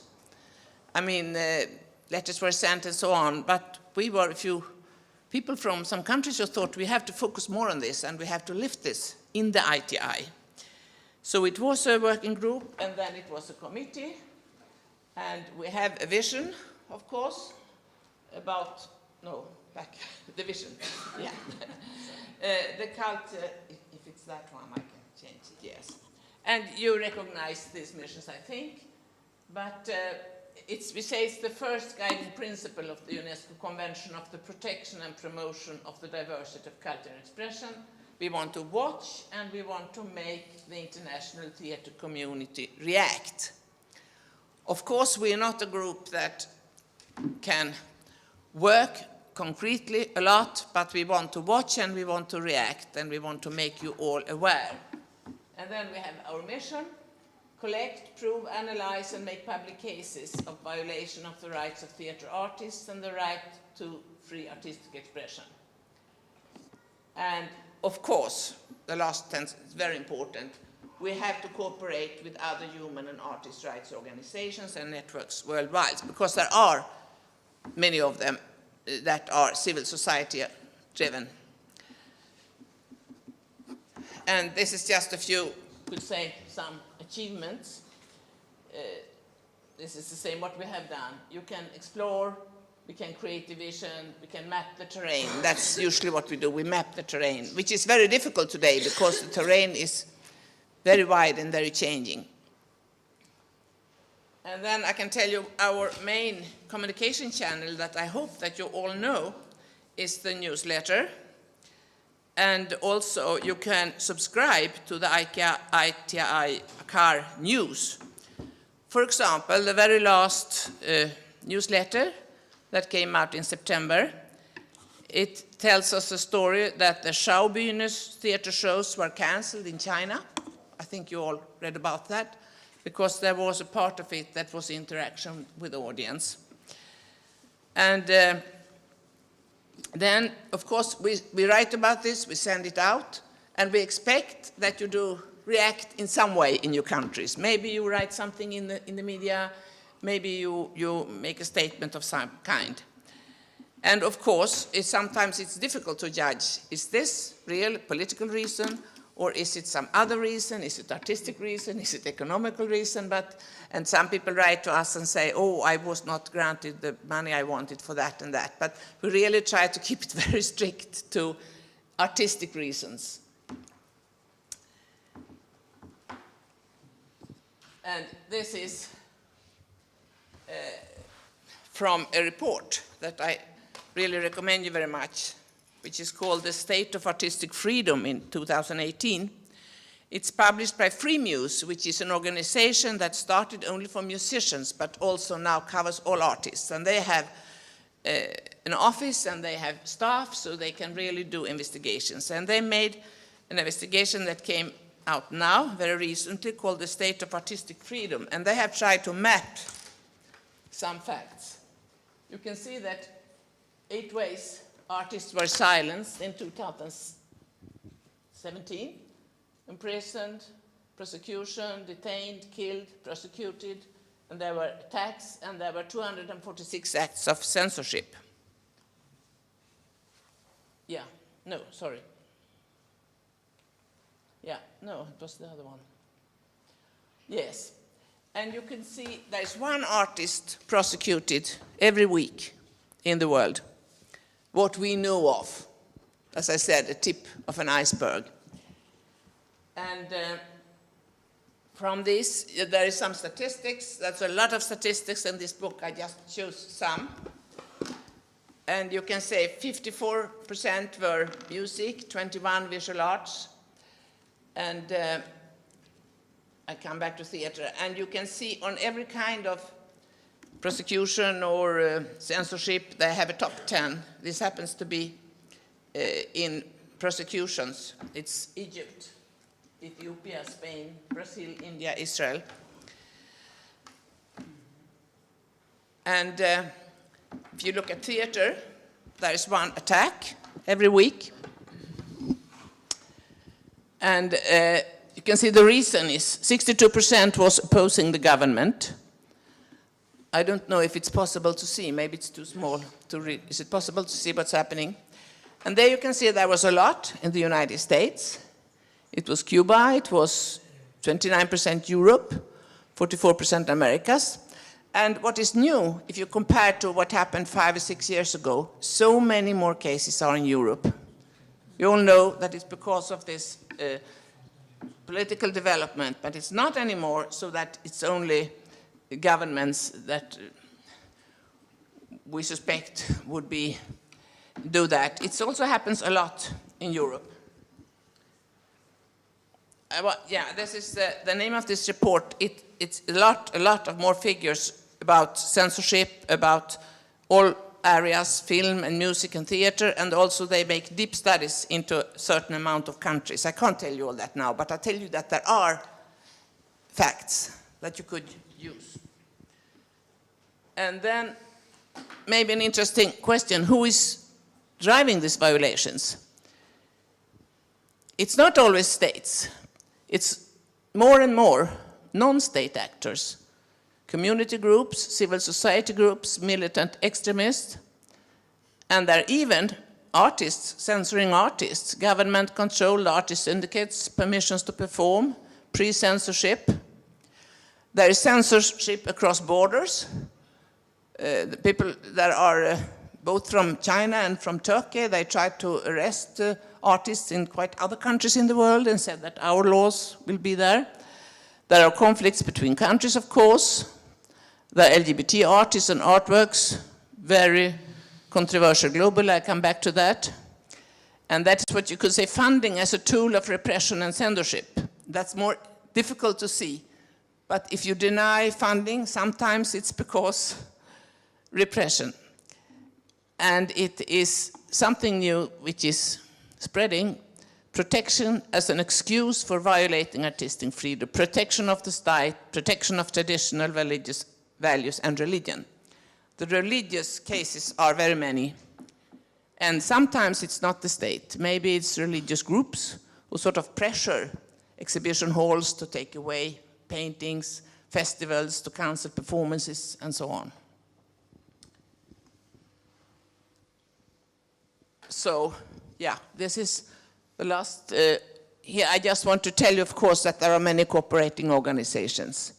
There is the Artists' Rights Justice, which is a working group. We are a member from Dakar. It's not just for artists, it's other kind of human rights also, that, I mean, organizations who work with like Amnesty and so on, and they are collected, and they are funded a little bit by Culture Action Europe. And they have concentrated now for this last 2 years to collect cases in Europe, because they say that it's not so well known. It's three-dimensional, which hosts activists. It's Free Muse, as I mentioned, which publishes these reports. It's Article 19. It's the Declaration of Human Rights, which is Article 19. And there's a platform, it's ICON, which many cities are connected to, which have refugees. They take artists for a 2-year period to give them shelter. It used to be only for writers, but now, at least in our countries, it has expanded also to other artists that could come for 2 years and live in another country. And Artist Safety Net, there are others created and coming, and we try to keep a bit contact with these and compare. But I think it's very important. There should be a lot of civil society organizations trying to watch, trying to communicate, and to talk about what's happening. So now I have to change hats. Anne-Marie, maybe can we stop here for a little bit? Because I think for many of you, these numbers are kind of new. And maybe you didn't hear so much about this very dangerous increasing pressure also in Europe, because everyone is feeling that Europe is full of freedom and democracy, but we all know, and I was very glad that Tanja Fischerova mentioned it in the opening speech, that we are living in the area where our neighbors are under the really big pressure, and it's coming slowly also to our country, and we have really to keep in mind the value of artistic freedom. So I would like to jump into it with our two artists, because maybe for you it's really a new information. So can you comment, how do you feel if you see it in the global context of what's going on all over the world? Hansa? Well, hello, good afternoon. Well, I will not give any comments, I think, in the moment, because I'm just surprised, and this is absolutely new information, and so it's about to think, maybe to read exactly. And well, actually, I just have to say something about the topic, artists' rights, and I told it to Martina at the beginning. I was invited to come here and to speak, which I'm not used to speak, because I rather do. That this is the topic I'm not dealing with somehow. Because I think artists, they can do anything, anywhere, but I'm based in here, in Czech Republic, and this time, yeah, so this is the question. It's like that, but this is what was in my head, like very first idea or first thought. So we have the feeling to live in paradise, right? Well, I'm just speaking about that artists can do anything, yeah, somehow.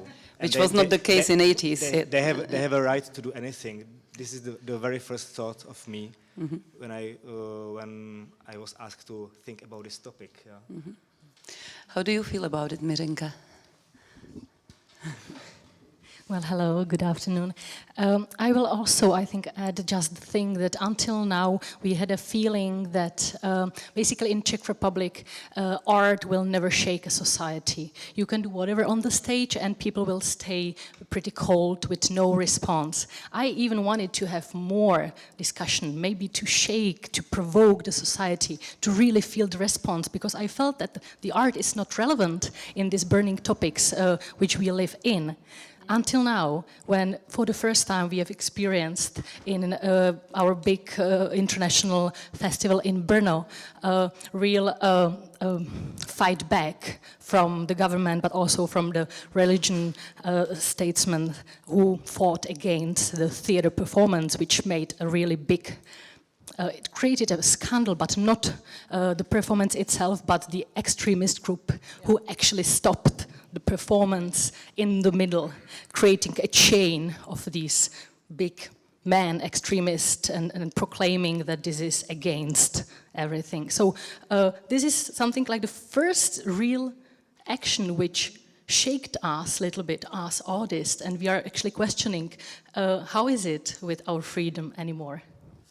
Thank you for mentioning this case of Divadelní svět, the festival in Brno. I think it's a very good example that there are still some strong personalities who are asking for prosecuting the artists, which is unbelievable in our democratic country. And actually I just remember, thanks to Mirenka, that there was also kind of even or magazine and television, Czech television art channel, and there was a performance of a band of theater group, I don't remember exactly, and they just stopped the production in lifetime somehow. It was in night, so, and this is like 2 years ago, I think, or 1 year. I don't remember the exact company or band. Yeah, and Marie, I also, I want to thank you also for mentioning this Schaubühne in Berlin. I think when you gave us the statistics, and you can see that there are more than 250 cases of the censorship. Yeah. So we are really shocked that the censorship is still existing. Well, if I understood, in the country where is the committee of ITI, and I am quite curious how the ITI will react to that. Just announcing it? We have, yes. And I want to add that there's a lot of censorship, and now it's also more and more self-censorship. That's also dangerous, but that's another discussion. Could I say just 2 words about the LGBT? Because this is one of the groups that are in many, many parts of the world really difficult. If I read in this report, for example, in Egypt, there was one in the audience waving a rainbow flag at the concert. He got 6 years in prison. 6 years in prison for waving rainbow flag. And then you can imagine what it's like for the artists in the world. And there is a small network created called Proud Performing Arts. I will very, very quickly, it was not really just to follow up what happens when they are harassed, but to be proud and to present a lot of art in the LGBT area. And that was, it's a global work group within the ITI. It will empower, encourage, and elevate performing arts within LGBT. And it's a platform. And in Sweden in 2018, we presented performing art in 7 cities in Sweden in connection with the Pride. We have a national network of 11 institutions. And you can see very quickly, it should be a platform for exchanging experience and facilitate distribution. It should not be primarily to see where the violations are, but to lift and promote. And during Pride, there was ITI centers from Russia, Georgia, Iran, India, South Africa, Finland, USA, and Sweden. And they all agreed that this is something that they would like to go on work with. So I just wanted to add this network, which Thank you. Because many of these artists are extremely bad off in many countries. Mm-hmm. Even when it's not in the law that is defended, then the artists are attacked. Thank you for coming to this subject. I think that's the time to present you more Honza Malik, yes, who is the freelancer in dance, as I mentioned, but he is also managing many different dance projects and sometimes also choreographing. Less and less, okay, teaching, and he was running Nanohach company for 12 years, and then he founded Pulsar and is very active in Prague Pride, among others. So if you can give your statement about this experience. Yeah, just for the beginning, basically I am a dancer, but I would say these days like I was used to be a dancer, and now like more and more initiating projects, and for example this event Prague Pride Festival. But maybe before Prague Pride Festival I would mention some other thoughts which is somehow connecting with the topic artist rights and to speak about rights. So there are many friends, colleagues, dancers, choreographers, artists around me, and they don't speak that much. Like, I mean, we speak together, but they don't speak that much. And that was also the reason, the point why I decided to organize like meetings and to speak formally, publicly. And that was there were 3 series of discussions, mostly for dancers, but not also for the white audience, I would say. And so there were a series of discussions, let's talk about dance, with different topics. And so that was one activity. And maybe, I don't know if it's good to say something about Prague Pride as an introduction, or... And yes, this is just illustration because I like the picture and it's connected with Prague Pride. So I have some notes here. Prague Pride Association is here from 2010, and it was founded with the aim to organize LGBT Human Rights Festival. And it is non-governmental, voluntary and non-political organizations. And main aim is to promote tolerant society, fight against homophobia, and increase awareness of gay, lesbian, transgender community in the Czech Republic. And Prague Pride Association realizes small programs. I already said Prague Pride LGBT Festival, Equal Marriage in the Czech Republic, and LGBT consulting website Zbarvou ven, or with color out, to translate. And me as a person, I joined association and mostly festival in 2013 to bring contemporary dance art into the program, mainly because, as we know, there are many artists who are LGBT people, and also because to have serious art which follows Prague Pride target and questions, to have serious arts next to entertainment, parties, and main event parade. So that was my main reason to join this association. And so every year we present a dance show, mostly from abroad. So during the 1 week festival there is a 1 evening of contemporary dance art. And so we already present people from Austria, from Slovakia, from France, from Israel. And actually this picture, it's a scene from Dogtown, male duet created for Czech dancers and created by Israeli choreographer. So I'm not in Prague Pride Festival, I'm not like fully, because the aim I already said there are many topics why the association is here, but my main reason is there for the arts, to bring arts into the different event. So maybe not to speak too much about, or... Do you feel okay? I feel, yes. You feel? Do you feel that after 8 years of organizing Prague Pride, the situation of respect to different genders and different sexual orientation is growing up, and the people really react better to LGBTB people? Well, talking about me personally, I feel respected somehow, but this is the topic we already spoken before, that yes, we feel tolerance, there is a tolerance, but it is not about the tolerance, it's about the respect, and this is something we agree in association, like it's not there, because it's still like people are tolerated, but they are not respected. And yeah, I'm not a theorist, so I will not like describe like where this feeling comes from, but yeah.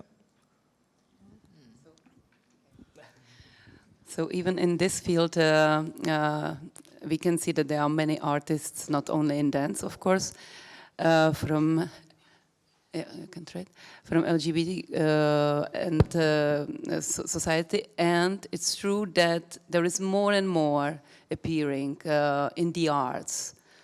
How much we need really more than being tolerated, but to be respected as human beings. And I just want to remind Miřenka's work, which was so successful and won the Dance Piece of the Year 2012 in Washington, D.C. actually. And that was He is Nancy Joe. And you touched very, very strongly the transgender subject. Do you want to mention a little bit this? Well, I'm usually doing the artworks which are touching myself personally. It's usually documentary topics that I can research for a long time, so I can really bring some, not answers, but more questions for audience. And this was also a personal topic because my sister is transgender. She's a violinist in the orchestra. Before it was a Slovakia radio, now it is a orchestra in a theater in Olomouc.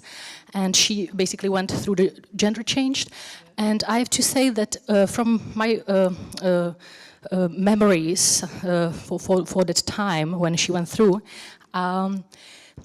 artists are basically, I would say, a little bit more accepting and open than the rest of the society. So the transitioning wasn't so difficult until the moment she actually really came up with the real change, because there is, of course, a preparatory phase, which was all right. So thanks to that, she had to change the orchestra. She basically moved to another city, and she started from scratch. So when they don't know her identity from the scratch, everything is all right. I think if they would know what's her past, the situation in theater wouldn't be very good. So this is just a life experience from that, and basically the piece was about that, about from the opposite side, transitioning from the female body to male body to the real identity of a man, which I created based on a lot of documentary materials. I interviewed many people, and I did it also as a performance for children. We did it for schools 12 plus at Ponec Theater, which was followed by discussion, and I have to say that children were really, they were open, they were interested, they were with no prejudice at all, except one teacher who stopped the discussion once in the middle and said, "This is not our topic and we will not stay here anymore." So she dragged students out of the theater, and they didn't run out back to me, and they were excusing their teacher and saying, "Well, we are really sorry, we are interested in this topic at all, but you see." Well, any more question to this subject? I think we just touched it from two different points of view. Finally, I didn't introduce you enough. Miřenka Čichová, she is really a very strong representative of dance and physical theater with numerous recognitions and for her artistic work, but she is also the co-founder of the theater companies Spitfire Company and Tante Horse. And she is also co-founder of the international festival Zero Point. And she's also well known as a strong feminist. So let's touch another subject, and this is the feminism. leaving. Come on. No. Well. Okay, I was asked to talk about this topic a little bit. And we just, before we entered this room, we just talked a little bit together about that.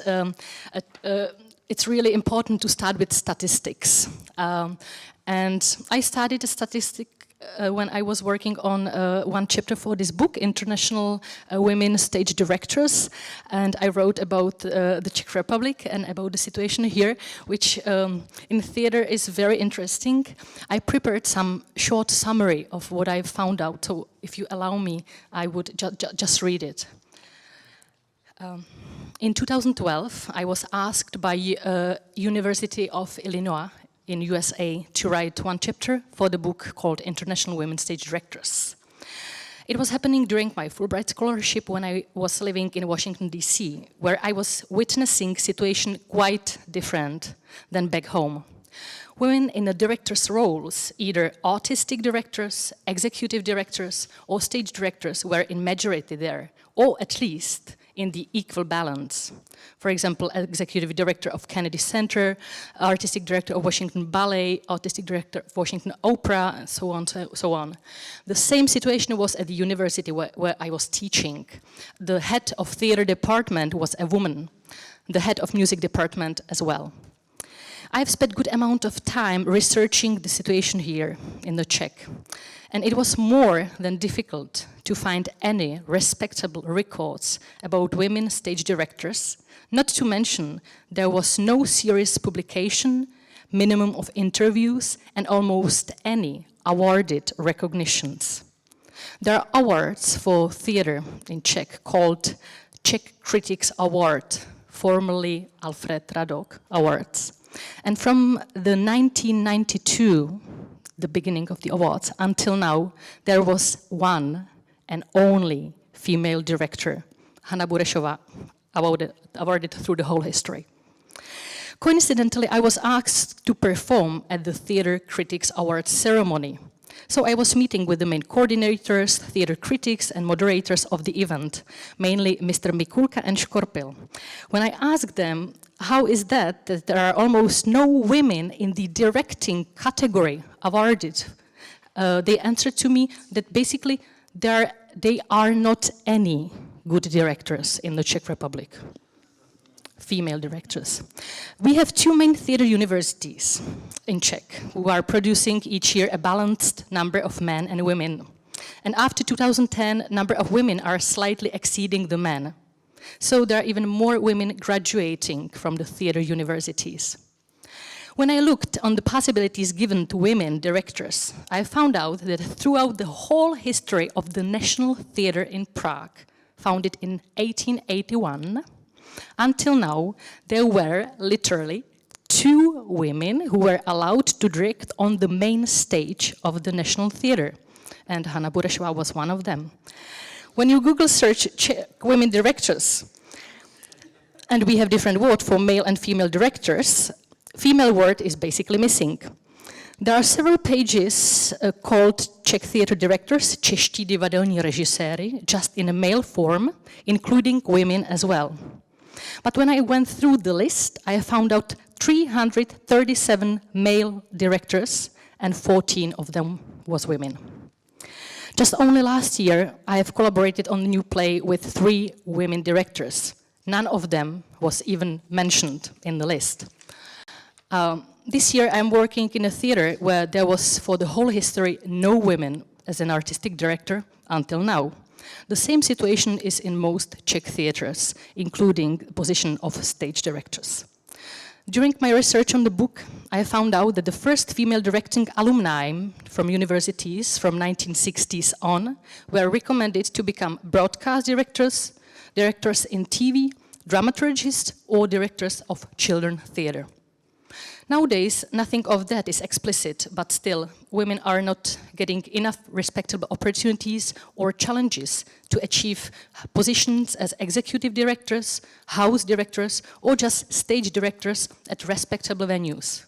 They are predominantly working in the so-called alternative theater, experimental theater, dance theater, or puppet theater. We women artists are fulfilling ourselves in our artistic work the same way as men. We study an art field in which we hope to be able to continue our careers, to grow, to change the society and create an impact. We don't want to stay in the gray zone, on the fringe, or just to assist our male counterparts.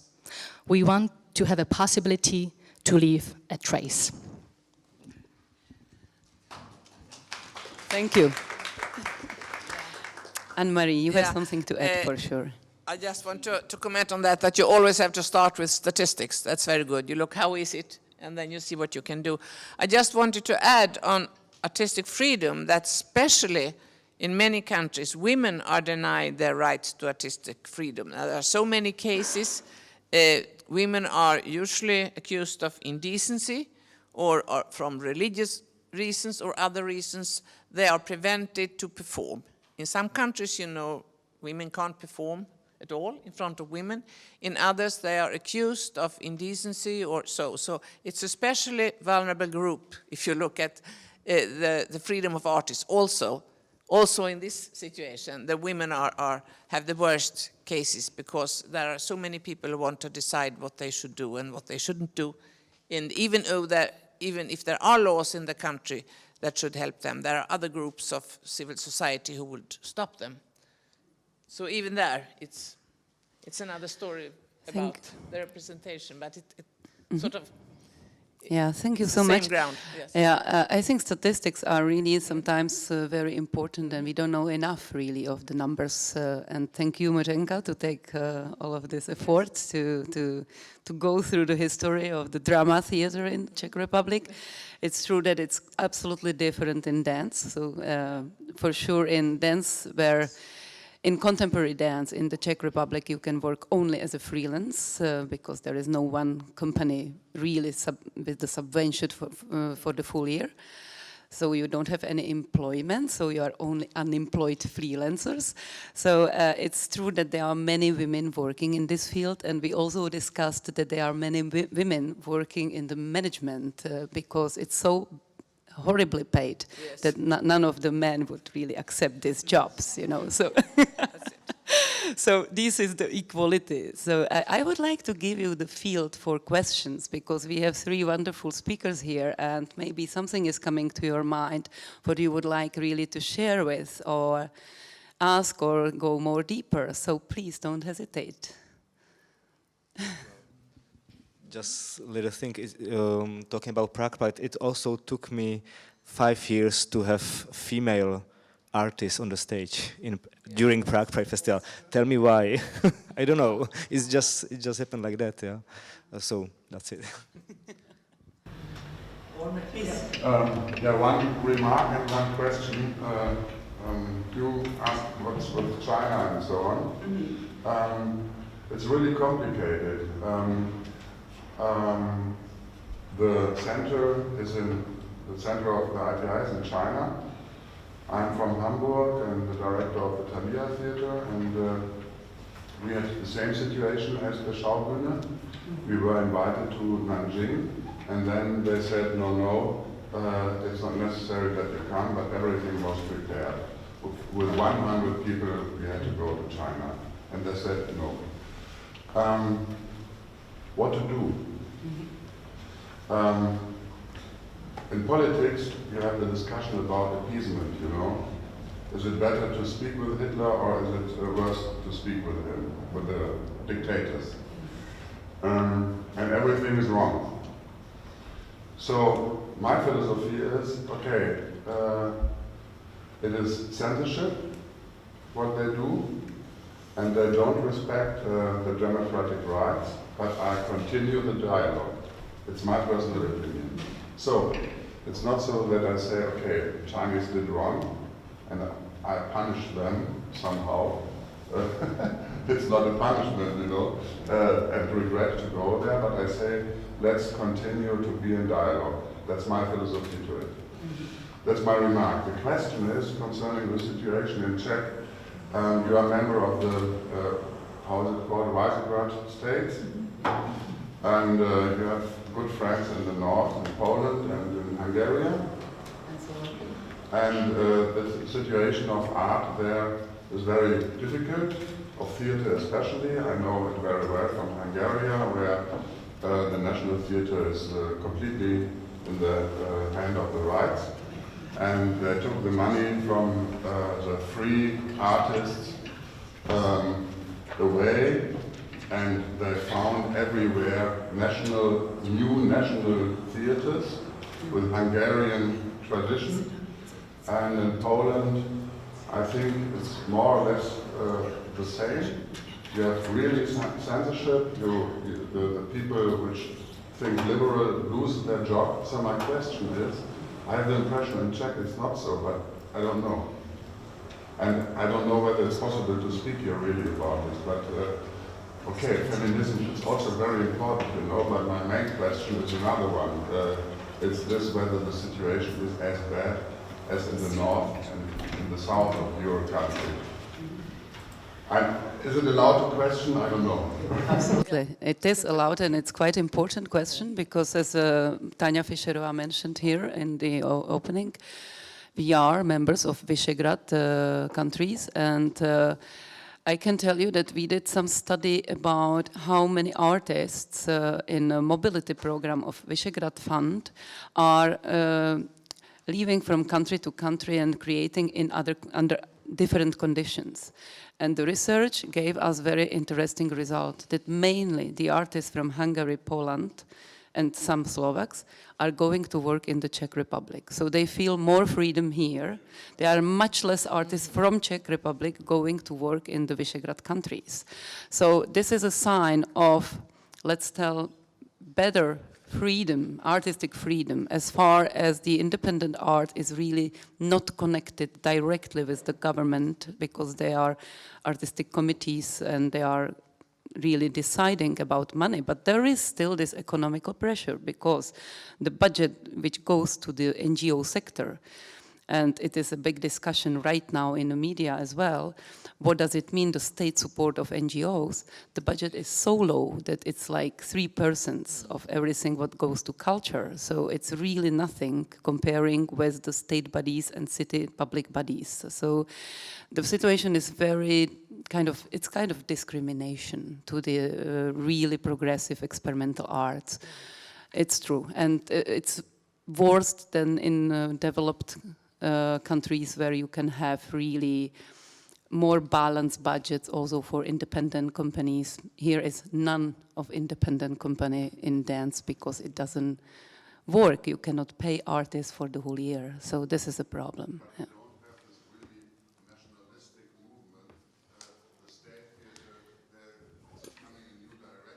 Mm-hmm. No, this is not happening, but I would like to give you space to answer this very important question, please. Well, thank you. I think that what you mentioned is also connected actually with feminism a little bit, because the voice is given only certain, right? So about big questions, big questions are decided by people who are chosen by the groups, by the committees, or basically based on certain networks which are happening. And I think that basically people who are chosen into the positions, making decisions, are chosen those who are also safe, who are making safe decisions, who are working for certain groups, and they are not chosen people who would be provoking with topics, who would be too much progressive. Yeah? There is rather, I would say, this healthy look on the art through the art perspective, not through the activist's point of view, for example. Nothing? Well, you had some reason to finish, for example, with the group you were successfully running for 12 years. So what was the main reason? Was it only very personal, or was it also how the system of subsidies works? Well, it was mainly because there is a theory. After 7 years, every group of people how to say, it's a good time to finish. Yeah, you reach the top after 7 years if you work together. So this is a joke a bit, because we worked 12 years, but yes, I was tired, that's it. And of course there is an influence of systems, influence of limits, possibilities. Yes, then there was a family of my colleagues, each colleague like on the first place for a certain time. So, and the company was repertory model. So that's important to say. There was no home choreographer or permanent choreographer, which was the aim that we found it like this, to invite people from abroad to work with Czech dancers at the beginning. So yes, and there was no team which ran the company. It was like 1-2 persons. So after a few years, the effect is clear. So yes, please.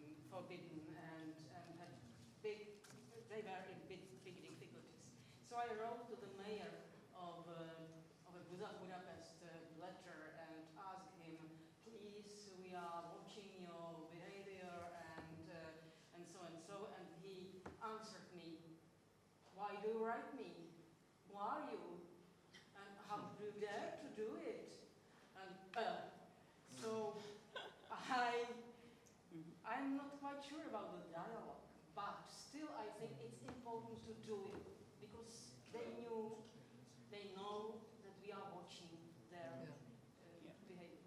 That's all. Yes. Can I say something? Yeah? Please, Anne-Marie. Yeah. I think, of course, we have to realize, to be very honest, that in ITI we might sometimes have a problem because we are an NGO, but we still are depending on authorities sometimes. But still, I would like to give you a homework because about this report, there are many countries on the list. There is a watch list for countries where things are getting worse and where they have got example. I'm just giving you the countries: Poland, United States, Iran, Spain, China, Mexico, Cuba, Israel, Venezuela, and India. And then there's another list of depth analysis of countries where there are really problems, and that's Turkey, Nigeria, Malaysia, Pakistan, Morocco, Bangladesh, and Russia. I say this just to make you realize that there are so many reasons for oppressing artistic freedom, and the first step is to know it. And I think we should all try to unite in collecting examples. Sometimes we don't know how to handle it, as you said. It doesn't mean that we don't have to have relations, but we have to know what's happening. And I think we should study these examples and be a little bit afraid of the future, because this is happening also in Europe. Thank you. I am really surprised that you don't have on this list also Belarus and Ukraine. Yeah, but maybe that's another subject, because we are in the Visegrad Central Europe, but they are still ex-post-Soviet Union countries which are really suffering a lot. This is not the worst countries, these are the watching countries where things are happening, changing, getting worse. Okay, but thanks for mentioning. What we are doing here, there are some very interesting activists and people like Ewan McLaren, who is organizing Bazaar Festival, which is around identity move, about the identity of people from ex-Eastern European countries, and comparing really the conditions and trying to help these countries which are really underfinanced and not giving the real freedom for artists. We were also organizing in frame of EDN, the European Dance House Network, a special atelier here in Prague in April, which was focused on post-Soviet countries in this region, which means Ukraine, Belarus, and Russia. And we were really surprised how much we discovered during this atelier and how we can help some some artists from these countries to enter European scene through either ways or any other networks for emerging artists. So I think there is a lot of solidarity we have to express every time, and we need really to make sure that we keep the dialogue. I fully agree with you, because we cannot find solution. We are not on political power, but we can create the dialogue and give the impression, hey, come on, we are here and we are looking at what we are doing. So I think that's quite important. Well, we have last minute for last question, if someone has, please. No? Please. Yeah, it's maybe sort of a question and a comment, but I was struck that you used the United States as sort of an inspirational example for you of where things were better, because many of my colleagues in the United States would say, of course, that there's still a very, very long way to go.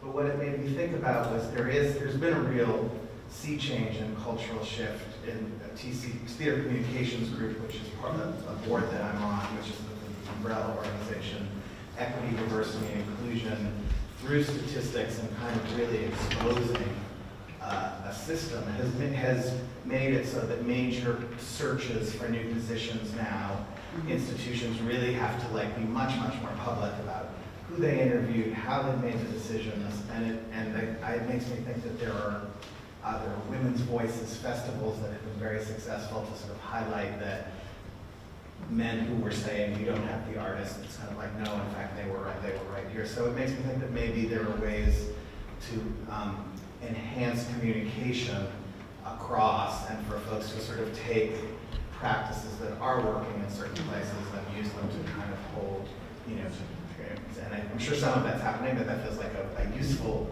model for ITI in some ways, for these kinds of relationships to take up, because it's very different than it was 10 years ago. Well, I want to. So you want to? Oh well, just very briefly. I was also surprised for the situation, and I asked about that, and people told me, well, of course that women are in. Women in leadership in art in majority, because these positions in arts are underpaid, and so this was the answer I got. Yes, sure, please. This is a very good example, and I don't think can happen again these days. Augusta was in prison, tortured, and then at that time ITI asked the members to write an address, and hundreds of members were writing to a government address. And Augusto Boal probably died of his torture he experienced, like he had cancer, but the wife of Augusto Boal said it was basically because of the thing they did to him. But himself, he was when he came to Paris for World Theatre Day to read his message, he was extremely thankful, because he said it made a difference. Like hundreds of letters have been written, and it was also for him. Copies were sent to him. It was also for him strengthening his power that he could stand the torture. And you have to know that they tortured him because he should tell some of the people who knew something against government. And he said, I'm not telling you what he didn't tell. But this is an effect, I don't know if this works anymore, but yes. This was a very, very good example. At that time, it was really helpful. And I remember, I didn't know he was at Augusto Boal, I was very young. And I just wrote a letter. This made a change. Yeah. Thank you, Anne-Marie. I just want to add that it happened also with some people that were imprisoned, also letters from Akar and others, that they were released. So of course it's very important to watch, to see, to react, and to let everybody know that you do see what's happening. Well, thank you. I think that the feeling that you are not alone in your fight for your freedom and for your rights is very important in every single country, and I really want to thank our speakers, Anne-Marie, Mirjana, and Honza, and you can have another coffee break right now? Yes, we have 15 minutes. So you are welcome. Thank you.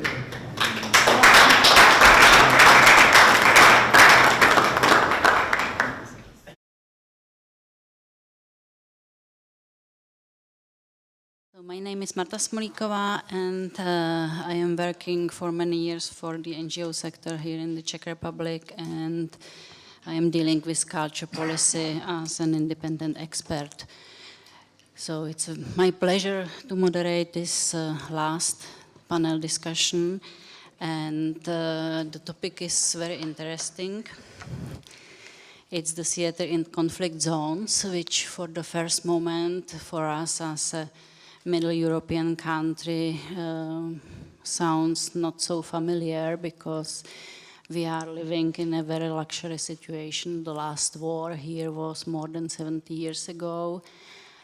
Even we have the experience which we celebrated this summer, 50 years from the Russian occupation in '68, which many of us saw the tanks and soldiers in the street, and we faced the conflict, the blood conflict, which was very frustrating for our country for many years.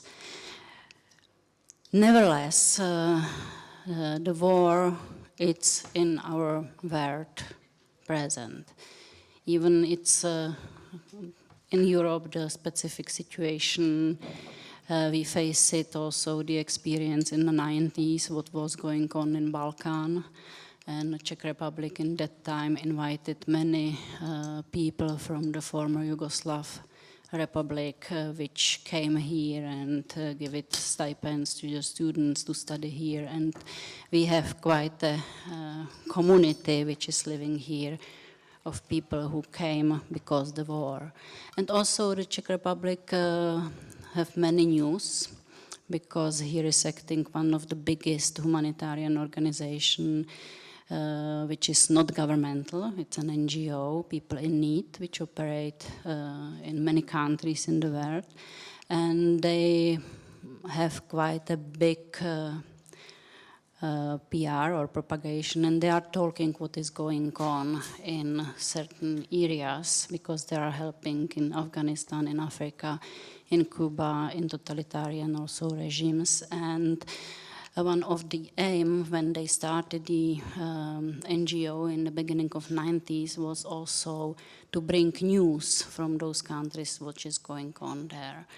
And this is something which we are facing time to time, but on the other hand, just now we have here a big discussion about the migrants, because the Czech government is not willing, from the populistic reason, to invite migrants. And it's a big, quite a political discussion and topic, how to manipulate people with the fear. So we can start the discussion. I am very happy that we can invite here two distinguished guests from abroad. Maybe I will introduce first the Fabio Toledi, who is sitting next to me on the right side.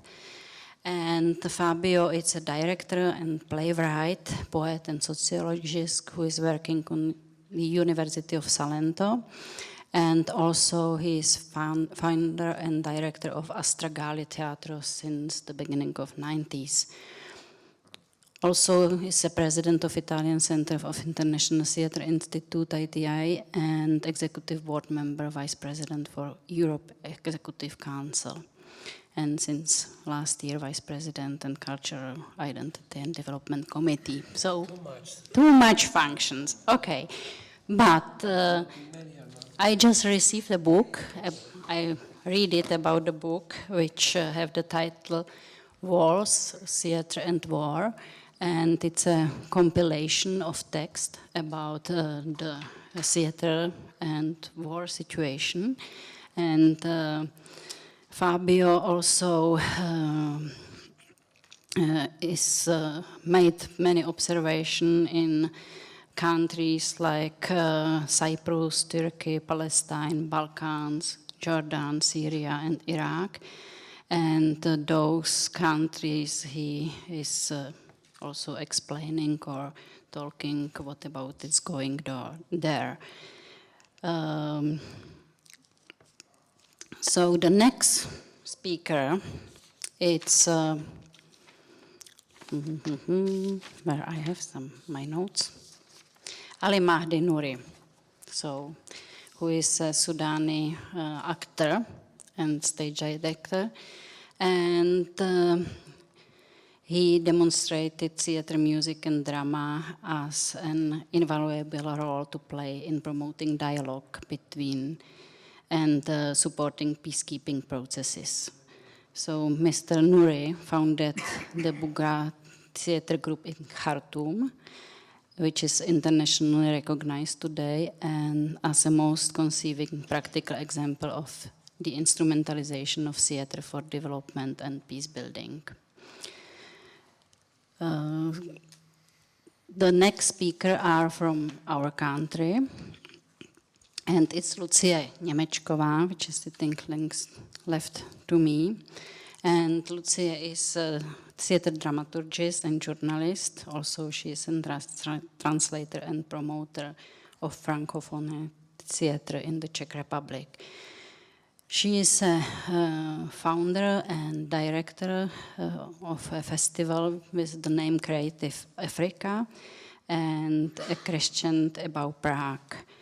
So both festivals are bringing different culture and are to our country and are focused to support the culture of encounters, getting to know each other, and new sensitivity and humanity, inspiration, tolerance, and open-mindedness, which rank among the essential issues of contemporary world, full of ignorance, prejudice, cliches, hatred, and fear of different and unknown.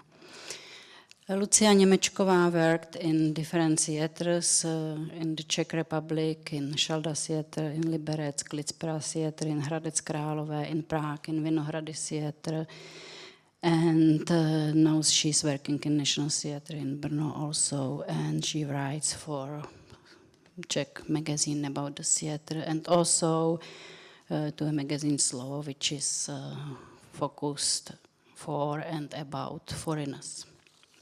And last, our speaker, it's Vendula Kodetová. And Vendula is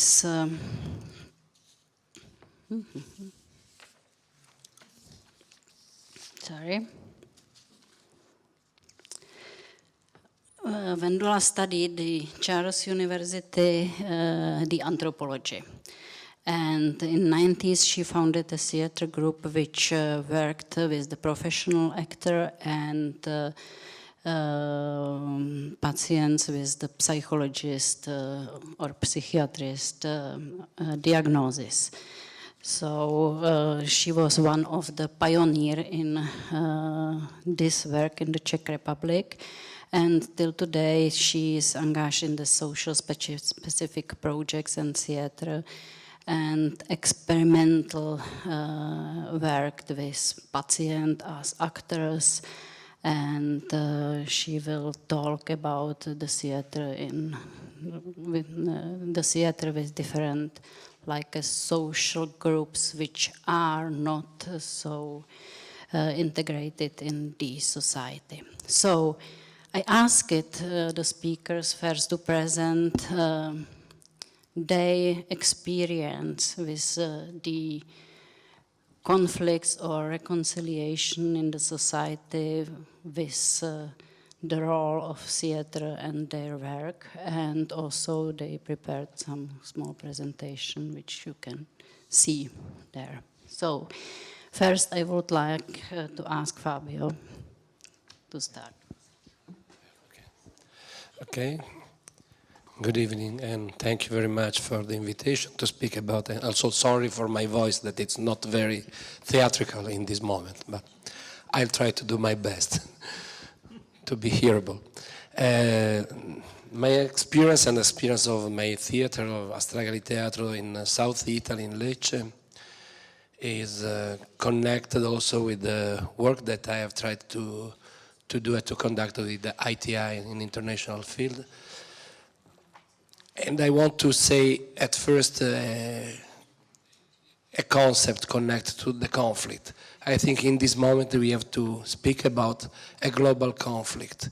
In this sense, it's not very interesting to speak about the policies of one country when we are fronting a dimension of global conflict. In this way, this aspect can conduct us to consider another essential aspect, that the migrations and the refugees are a product connected with the global conflict. In this sense, there is no area not connected with the problem of the global conflict. Also, this is a necessary element to start to consider the dynamic of the conflict in this moment. For many reasons, the conflict is not only a military event, it's an economic event, a cultural event, and always we need a framework of the cultural event to describe the conflict. And I think the essential role of theater and the aim also of UNESCO and the aim of International Theatre Institute is to overcome the differences and to find a contact point to consider the otherness like an essential element. But the problem perhaps in this moment is the allow to the otherness to enter in our horizon. I think that also I'm sure that you speak in a very good will, but when we say we have no problem of a conflict, we have no experience of conflict, we are not able to consider what is the border of the conflict. Also, all the policies of migrations is a part of the conflict. All the policies of refugees is a part of the conflict. And also, we have, from historical point of view, the refugees and the element of the conflict as described in the life of theater for many, many reasons. This morning I have seen the Szechuan performances. Brecht was a refugee, or I have to consider Meyerhold like a man that has suffered a persecution connected, or Garcia Lorca. We can say many personality of the history of the theater connected with the war, connected with the dimension of the conflict. In this sense also, the work of Anne-Marie before said something very clear. Theater and also the artistic experience is something always connected with the border of the danger, like we have said at the beginning. Yes, the theater stay in the danger because it's a necessary experience to represent something of dynamic present in the society. Also, for this reason, it's very interesting the work that the theater can develop always to try to share experience and to transform the experience. For my point of view of the project that we want to develop is always connected with a dimension not vertical of experiences. And also this aspect can allow to us to enter in a new practice connected to the theater. Perhaps when we speak also some question this afternoon during the other panels always involve an element very, very interesting, that is what is the role of theater, what is the employment for the theatrical persons that want to. I think that is not the right point of view, this one. We have to consider perhaps that the theater in the theatrical place is not enough in this moment. It's not enough to describe the presence in society, can represent an aspect of the economy in a certain way, or the creative industry. It's an aspect very essential for European Union that few years ago has changed the cultural program in creative program. This aspect is connected with the aspect more economical. But we have to keep another chance, another opportunity. I'm firmly convinced that the theater is a living experience, and to be alive has to overcome the theatrical space. when in the beginning, the very interesting intervention of Daniel Bausch, Amadou Mandé, and Derek Goldman speak about an element of the educational theater. But the educational theater is a living experience, is in a community, is the community, in educational community, and speak about society, not about a perspective of work. In many experiences that we have developed now, I think that there are some images for me very important, because I have signed my work and the work of my group for many, many years. There are some images from Syria. We have worked in Ugarit, and also, I don't know exactly now, this is in some abandoned spaces. Also, we have found the work in site-specific like another element essential. When we have started to work in the place that have lived the war, the experience of the conflict, was very important to recreate a connection between the site of the people, the living people that stays in the place, with a new opportunity, with a new perspective of beauty. Because the experience of conflict is also connected with the destruction of beauties too. Another element that I want to underline to describe the action in the conflict is also to relaunch the active dimension of the cultural diversity, because it's very difficult, this aspect is not very easy, because there is an economical reason always that can allow to say that the official culture is more powerful, is more strong, is more true. And there is a lacking of sense in the place in which we have experienced the moment of the war and the conflict. We have an abandoned level of the previous experience. And this aspect has to develop more and more. I want to give you some little examples to describe this aspect.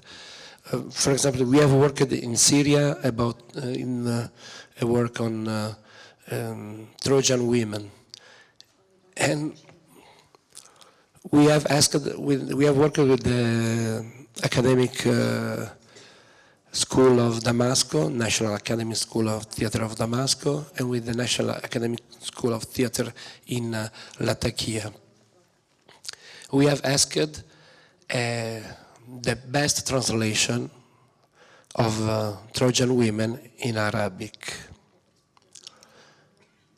The translation in Arabic was made by English. And this is a phenomenon very often happened also when we have worked in Albania on Persians. The translation of Persians was made by English in Albanian.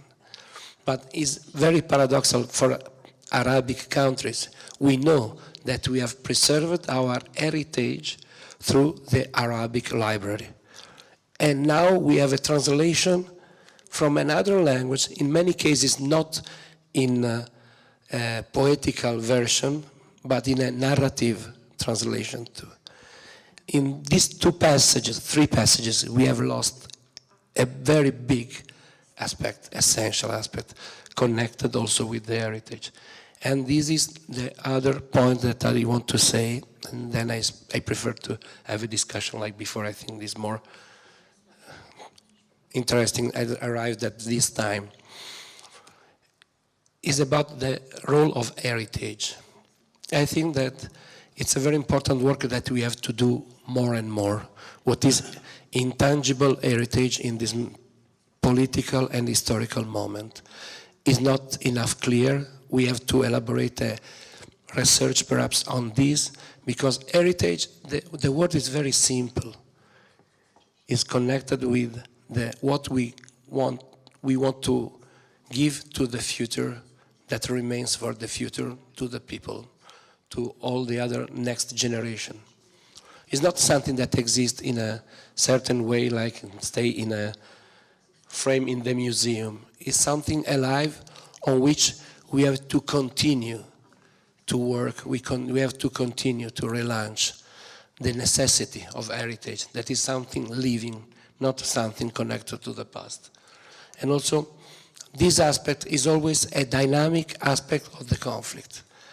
When I have listened during the First War of Gulf, Italy has participated in this war. It was very strange for me to arrive some years later in Iraq to work in a place in which my country is bombed, and the speech usually was, now the place that where we'll be bombing are not very important because there is no archaeological presence there. And also we know that one of the first big affairs was the commerce of the archaeological repertoire, archaeological objects. Also, from the point of view of heritage, we have to consider nowadays the political dimension, dynamic connected to archaeological excavation in some areas. For example, in Israel, we know that this aspect is very contradictory, very interesting in this dimension.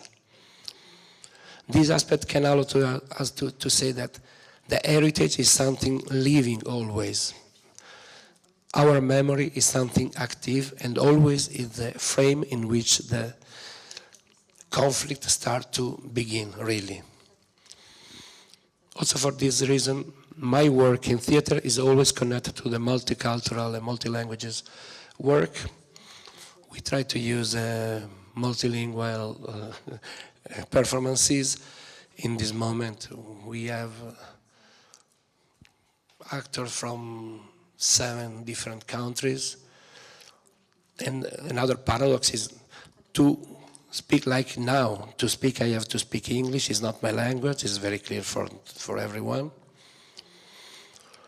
And it's a very poor language, this language that they can use, because it's not the language of Dylan Thomas, of John Donne. It's a very poor language. But also it's the language necessary to enter in contact with other 6 countries, provenience of 6 countries' actors. This contradiction has to overcome through another strategy connected to the real memory of the participants. We work always with the concrete memory of the actors, of the actresses, and at first when we are in conflict zones, we have to start from the real memory of the conflict. But also I want to recall that the conflict is also when we work in the banlieue in Paris, it's the same place, it's not another place. When we work near the refugee camp in Italy, it's the same places, are always, for our experience, an experience of global conflict, this one. Thank you.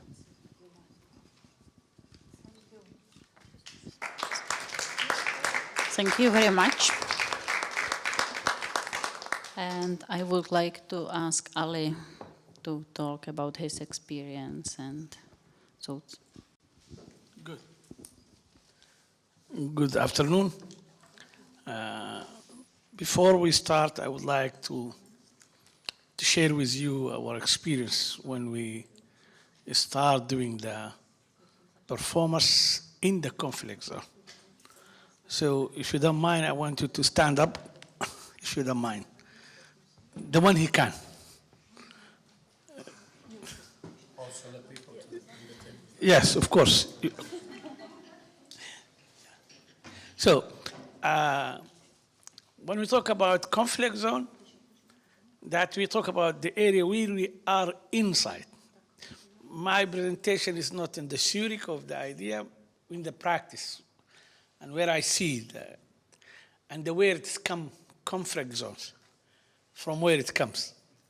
So let us first do some practice.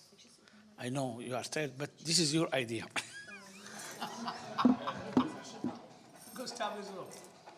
So let us start taking some energy. We put our hand like this, and we do like that. Yeah.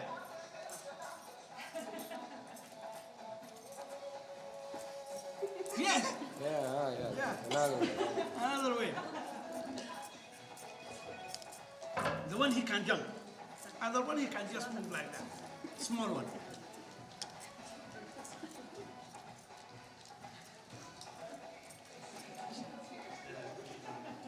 Yeah. Tom, you have to work to This is his idea. do it. Yeah.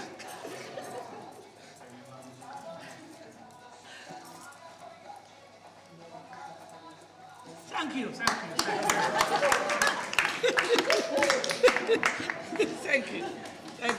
you. I mean, you need energy. So you make this movement, somebody feel he take the energy out, but you bring it inside. Well, theater in conflict zone. I will tell a story, very short, and after that I will show you some photos to make sure what I'm saying in the practice is like that. I've been working with the children for a long time, for the last 40 or 30 years, in different places in Sudan and in Africa also. And I was trying to build a village in Malakal, where the south and the north are one country, Sudan. So I went there, and I started working with the children, but I find in the city there is more than 400, 500 young people, from 8 to 18s. What they call them ex-child soldiers. I know you heard about the story of child soldiers around, even in Asia, in some places. They are really they abuse them in a different way. When the peace agreement between the South and North in the way, they throw them out. And this is other sort of abuse, of course. So they came to the city, but it was very difficult to integrate them again in the civil community. So I thought about how to bring them together. So I request a place to build a camp.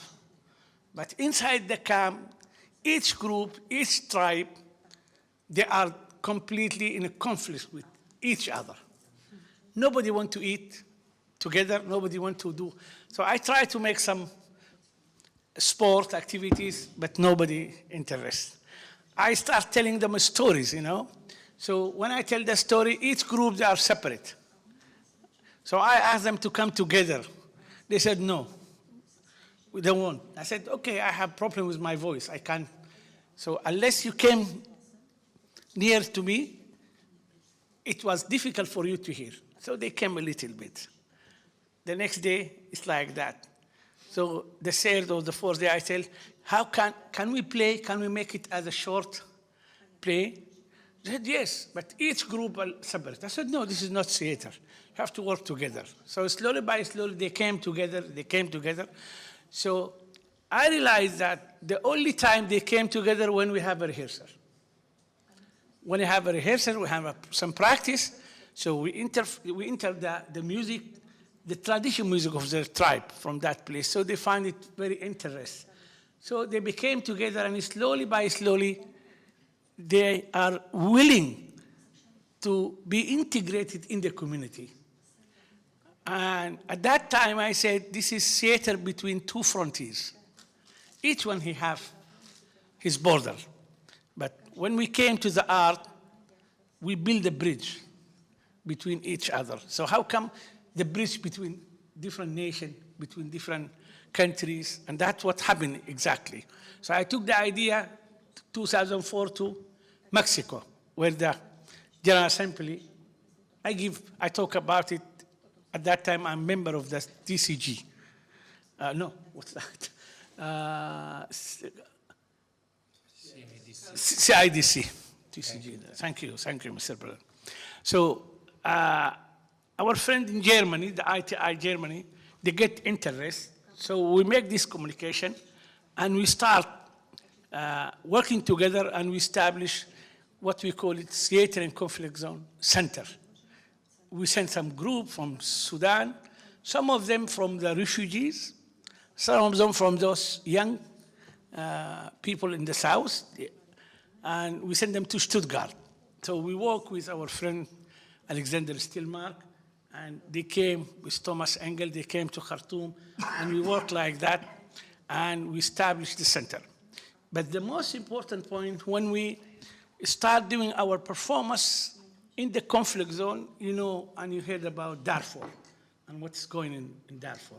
So in that place, we took our group, and that was the real difficulty, where you can face the death day by day, every day, because when we need to have the performance, it was difficulties for us to move from village to villages. So we went there, and we used to make our performance for the people in the camps, as you see. I don't know if the photo is very clear to you. And we make a big circle, and you can see how many people in that circle. I'm not sure, but one of our performers in one of this city or village in Darfur, there are 12,000. You can imagine 12,000. I'm quite sure during this performance, it takes 2 hours, sometimes takes 3 hours. It depends on how the audience are participate. And we ask the audience always to participate in the performance. We came with a very short idea, and we let them develop the idea and to share with us. So because we're using their own tradition songs and dance, so they feel part of it. As I said before, our performance, the audience are not audience, they are partnerships. So in that way, we keep, I'm saying the big word, we keeping the peace, but I'm quite sure during these 3 hours and 2 hours preparation, and after that, I'm quite sure nobody was killed. And I'm quite sure we open a dialogue between because in the camps there are different tribes. So we open the dialogue between each tribe sharing the same place, but each group are separate because of the background of the war, as you see. So I believe very much the initiative of theater conflict zone under the umbrella of the ITI. It came, yes, from a small village in Sudan, but slowly by slowly it became an initiative for the ITI. It's not only for Sudan, because part of it is Germany, and after that we enlarge it. And the best of that, we have interests of different places, like we get the award of freedom to create, which is very interesting. Freedom to create given always to the people that are developing the community and all these things. And after that, we get the award of UNESCO Sharjah, and that's good that the international community, they are respect the concept of using the performance art in the peace building. And that's what we try to enlarge it. And it is true now, some places, I went to Tokyo, you can imagine a theater and conflict in Japan. But they are interested, and they are inviting us to bring some of our groups, and we do that.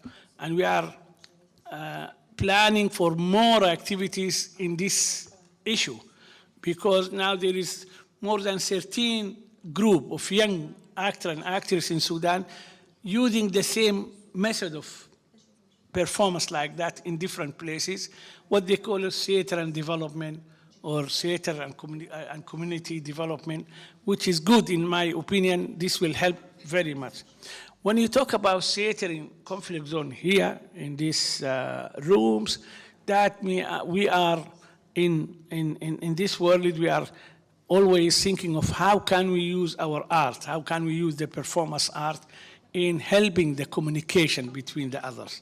And I believe very much that whatever we make the performance or presentation or lecture or talk about theater in conflict zone, the people remember the role of the art in the peace building and the community development.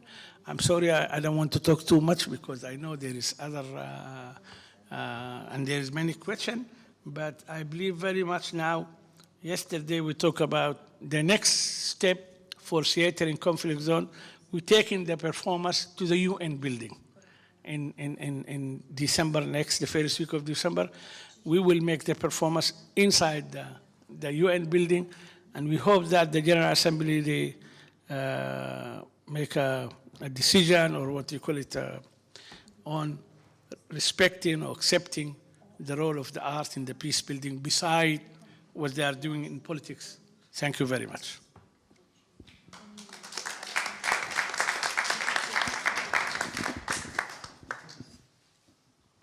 Thank you very much, Ali. And I would like to ask Vendula if she can talk about her experience.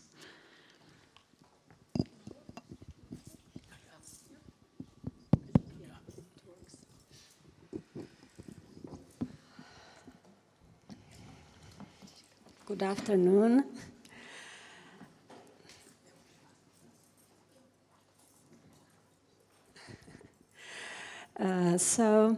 The topic is about theater in conflict zones. Thanks God, as Marta already mentioned in her introduction, we live in Central Europe without any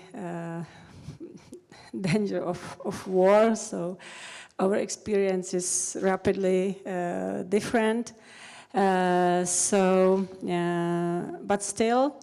I want to talk about theater experience with actors from specific social groups, about a theater experience fighting with stigma of madness, of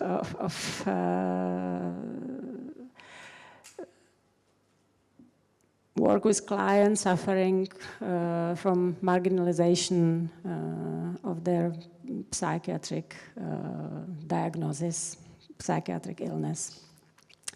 So, long term, more than 25 years, I am involved in work with Bohnice Theatre Company. Bohnice Theatre Company was founded from the initiative of the Prague Psychiatric Hospital early after Velvet Revolution here in 1991. And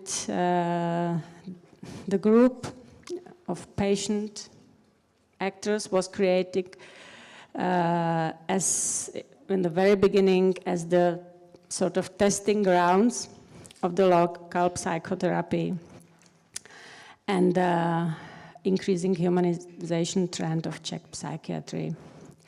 The reality was that we walked around with my colleagues, we walked around the chronic pavilions in the hospital, just to be correct. Bohnice Hospital is the biggest one in Czech Republic. It encompasses around 1,200 inpatients. And the Bohnice Theatre Group was established itself as a voluntary open community of patients and their friends. Initially it was about young doctors, nurses. Today we are somehow surrounded by students, people from family circle of our actors.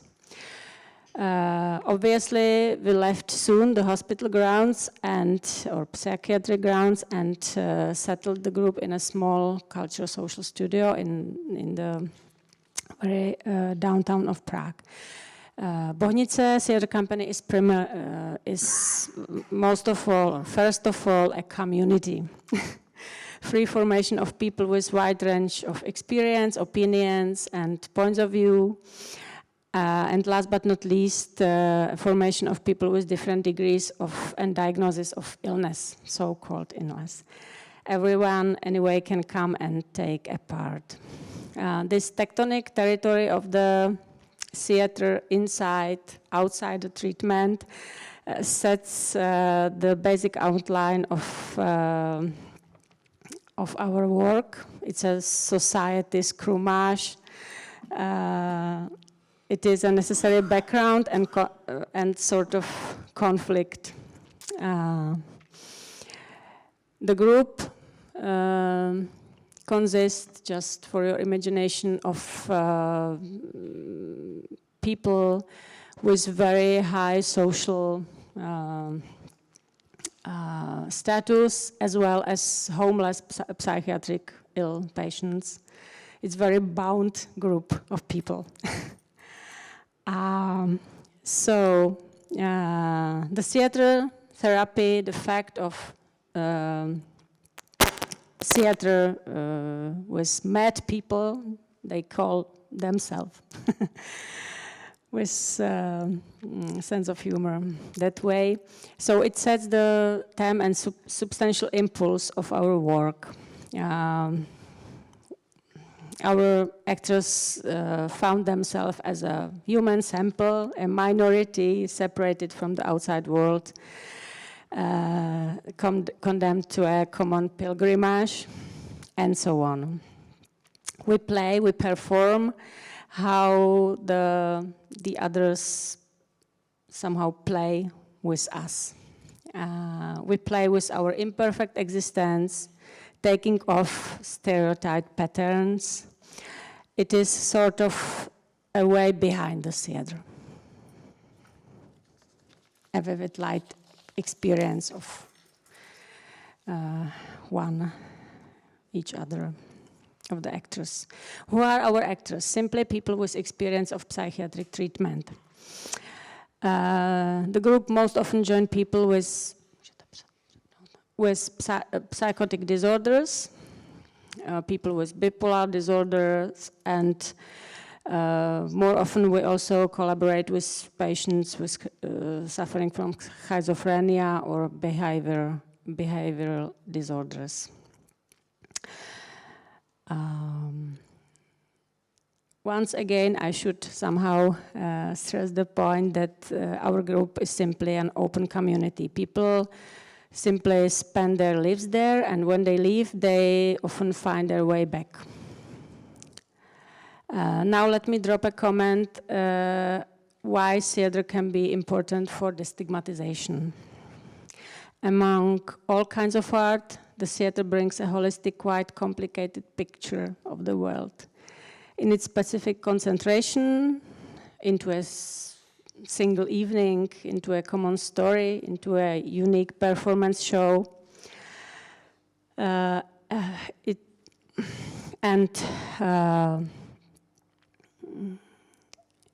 In its elementary psychical presence of the actors and the audience, the theater creates, regardless of the dramatic substance, especially the authentic personal testimony. The theater now and here. Social theater, let's say social specific theater, is nowadays a progressive alternative or artistic theory and practice all over the world. However, Czech audience, in my own experience, is not that much to announce this kind of experiment interesting. We are much more successful when we travel abroad.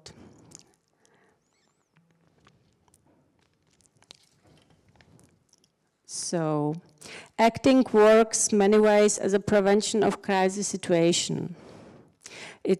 Acting is about controlling life tension while we use basic actor techniques. Interpersonal relationships become deeper, meaningful. So that's our way to destigmatization. What are our biggest challenges? What we struggle against in our work? The main challenge is apparently our interdisciplinary orientation.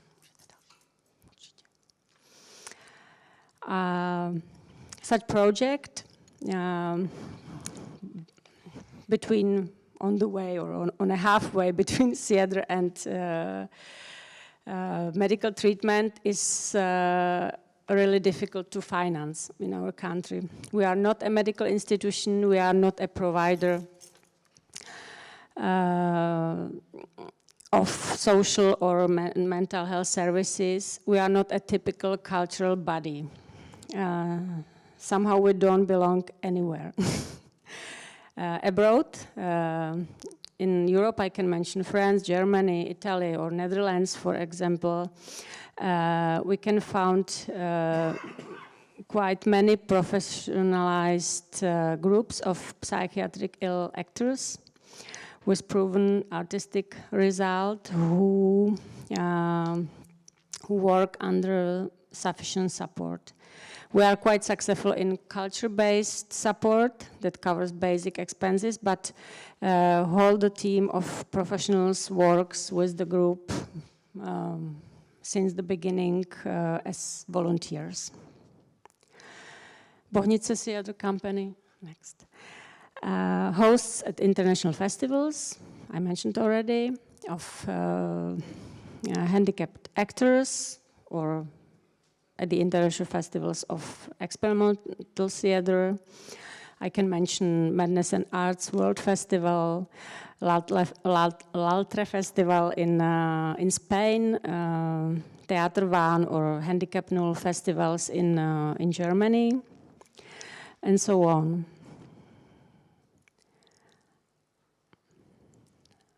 So this is very brief introduction in our work and some pictures from the performances, from the theater productions of the company. Thank you. Thank you very much. And the last speaker is next to me, Němečková. Hello. As Marta said, I am rather francophone, so I am so sorry. I will speak in Czech, but I have a translator with me.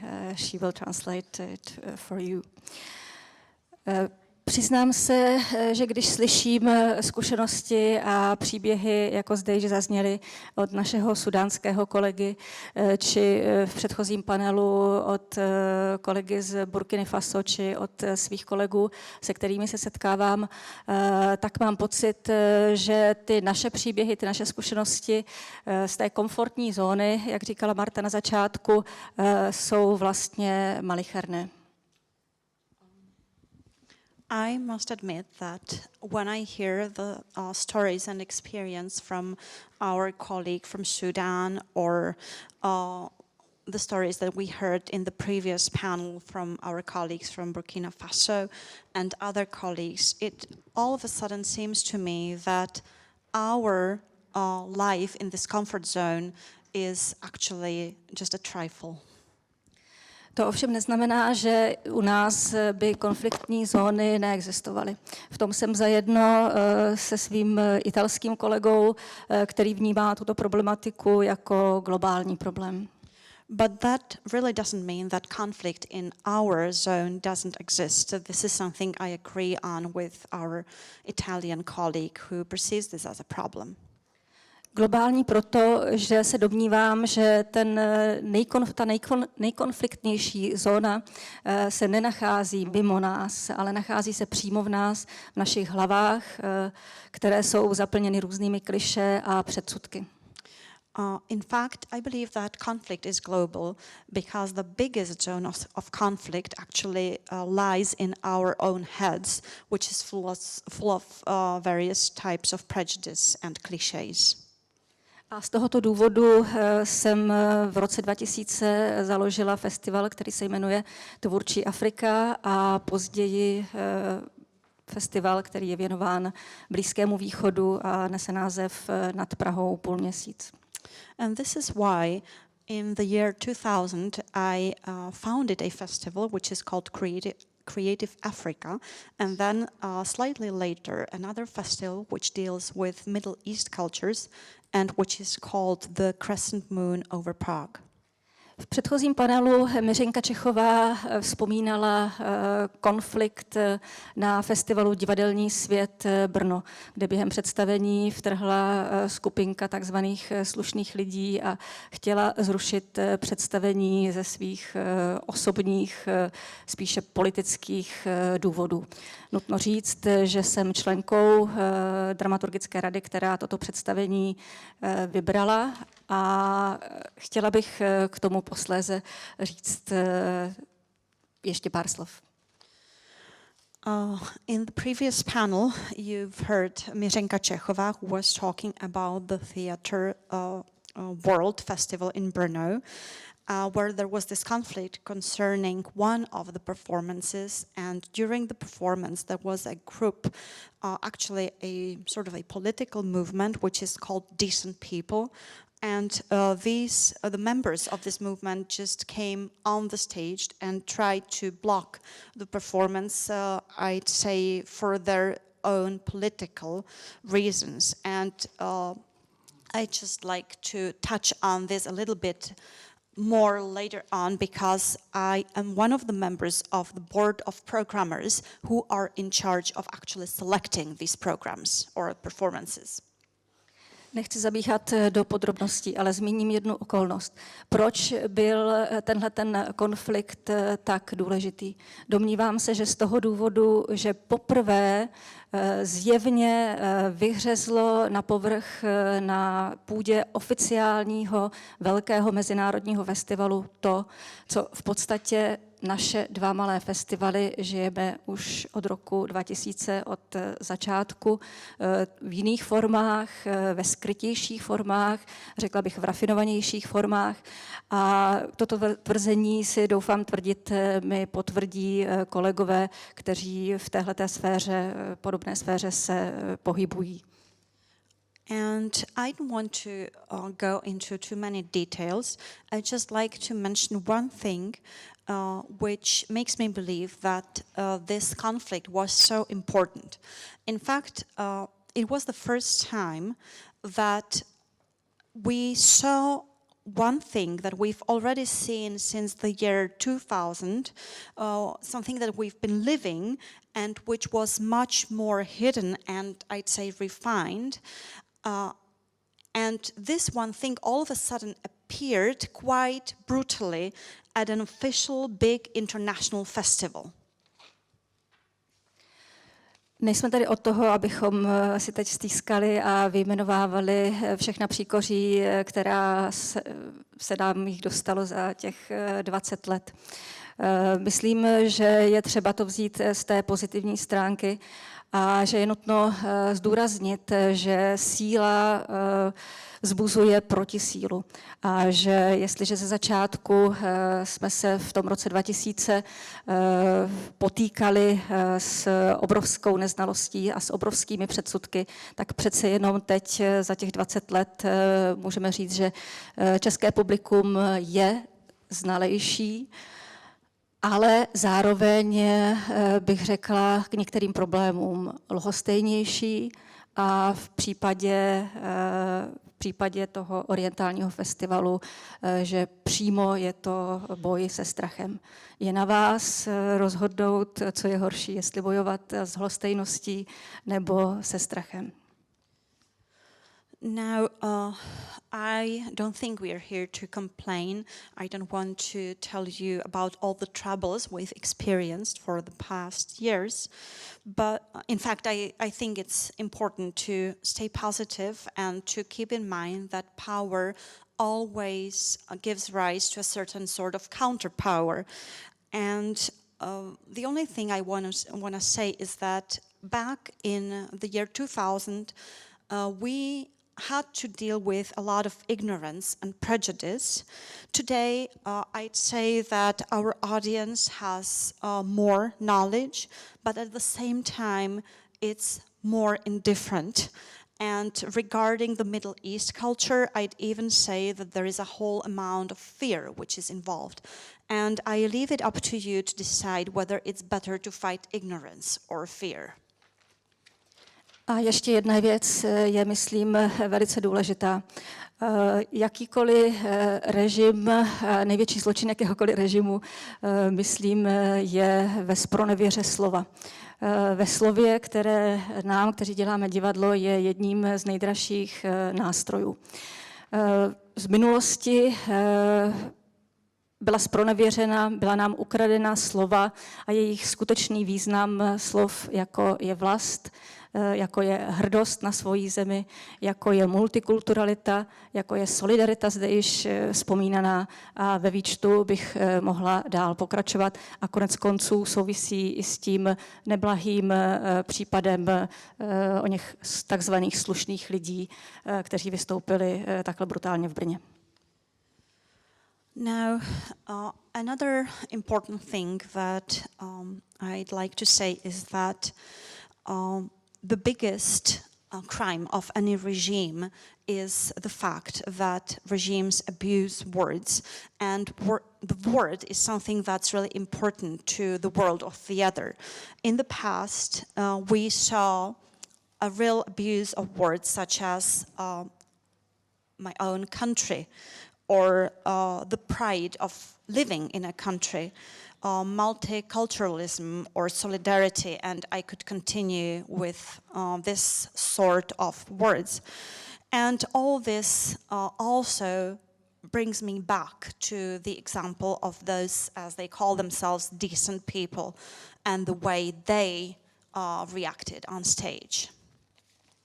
Pro mě a pro náš festival nebo pro naše festivaly je velkým povzbuzením setkávání s lidmi z různých kultur, ze vzdálených kultur, a kteří pracují v daleko horších podmínkách, nežli jsme my.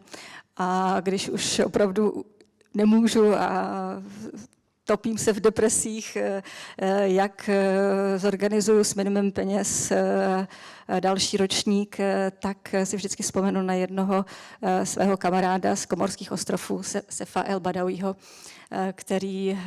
kterého jsem se zeptala, tak ty nemáš peníze, ty nemáš podporu, jak budeš dělat svoje představení? On se tak na mě podíval, jakože nerozumí otázce a říká, prostě ho udělám. Takže to je pro mě taková podpora vlastně toho našeho konání, když si nejvíc zoufáme a která přichází z té druhé strany. To me and to our festival there is a great encouragement which I get simply from meeting people from different cultures, from people who live under much worse conditions than we do. And when I really can't go anymore and I feel really down, I just need to think of one of my friends from the Comora Islands because I was talking to him and I said, well, how are you gonna organize the performance if you don't have any money and if you don't have any sort of support? And he just answered, well, I'll simply do it. And this is something that helps me to go on and to get inspiration and encouragement. Thank you very much for your attention. So thank you to our speakers. I was really very happy that we hear the explanation and the conceptualization of the conflict from Fabio, the very authentic experience from Sudan. The work was about the work with the people with different stigmas. Or also Lucia was talking about the Czech society and our situation.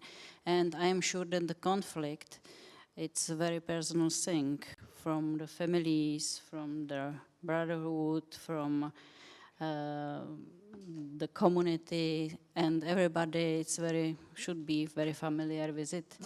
It's not only the fatal situation in the countries where is really the war, but the theater have really the power to help to the people through the experience get another life. So I would like to ask you if you have any question, because we have a little bit time for our speakers, if you would like to ask something. I have a really provocative question. Sorry. No, it's something which I'm hearing a lot. So, what can you say to people when they're asking you, yeah, why should the Italian company or Swiss company go to Syria, make theater there, and make a nice experience, and then go back to Italy? What should I tell them? The situation is different because usually we work in the place, then we invite the people to come in other countries to work. And this is another aspect on which I haven't spoken, because one of the elements of the conflict is the self-perception to be isolated. And we have to work to overcome this first level. When I have worked in Cyprus, for example, because I've worked in both in Nicosia with there is a border, there is the wall. I haven't spoken about the wall, but there is the wall that divides the Greek Cypriots and the Turkish Cypriots that are not recognized officially by the international. Okay. When I go there, the Turkish Cypriot said, yes, but we are very isolated. It's an island, of course. But also, when arrived two actors from Palestine, one actor from Burkina, and speak with their experience with these people, they start to say, yes, we are isolated, but also there are other experiences there. And also, it's not finished with an intervention that we do in the places.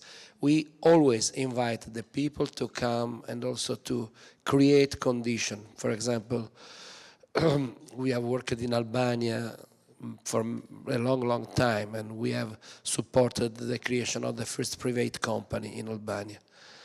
And also, they have worked with this transnational dimension. It's very important, it's connected, this aspect. It's not, I have said in the introduction, I come from South Italy. It's not, is a specification very precise. We know very well what are the process of colonization, because South Italy was culturally colonized for many, many years, and continue to be colonized.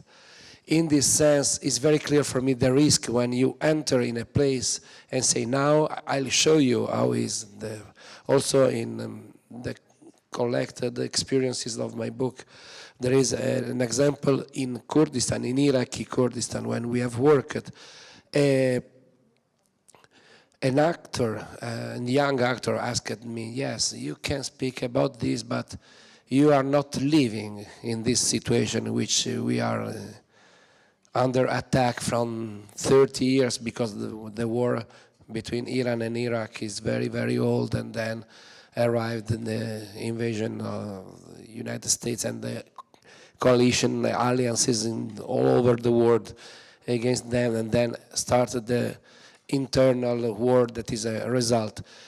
And I was surprised in that, and very, very suddenly I have said, but what is your idea to work in a place in which there is mafia? And this is my condition. I have to recognize what is my condition. The first thing is to recognize your condition, to recognize where is the conflict, and everyone can live a level of conflict. And for this, I can share with you what is my practice. You can give me your experience, because it's very important, your experience about conflict. This is the different level to share and to overcome something. Thank you. Chtěla bych navázat na kolegu z Itálie a odpovědět zároveň tady kolegovi z Rakouska, z Německa. Tak myslím, že je obojí strašně důležité. Ze zkušenosti z bývalého režimu vím, že když jsem přijel kterýkoliv soubor, kterékoliv divadlo ze zahraničí, takže projet tou železnou oponou bylo strašně důležité a docházelo zkrátka k obohacování, padaly předsudky na obou stranách. Zároveň si myslím, že je daleko účinnější to, o čem mluvil tady pan Fabio, a myslím si, že je potřeba i změnit vůbec přemýšlení vlád o kultuře v rámci mezinárodní diplomacie. Když jsou konference na ministerstvu zahraničí, tady u nás, myslím, že je to podobné všude jinde, tak se hovoří hodně o ekonomice, hodně o politice, o rozvojové spolupráci a kultura tam chybí. Myslím, že je potřeba našim politikům vnuknout myšlenku, že kultura je svým způsobem, teď to zjednoduším, druh rozvojové spolupráce, druh diplomacie, druh ekonomiky, který je potřeba stejně dobře rozvíjet jako vývoz zbraní nebo traktorů.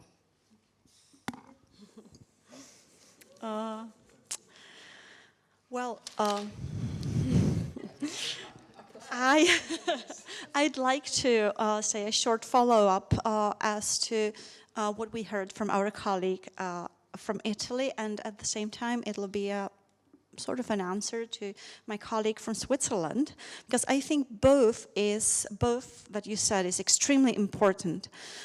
During the past regime, we had the experience of ensembles coming to this country, ensembles from abroad, and that was extremely important because each time they came, I think the prejudice needed to be destroyed on both sides, on theirs as well as on ours. And at the same time, I'd like to maybe underline or express my agreement with what Fabio said. I think art has sort of a political dimension, and you might have noticed that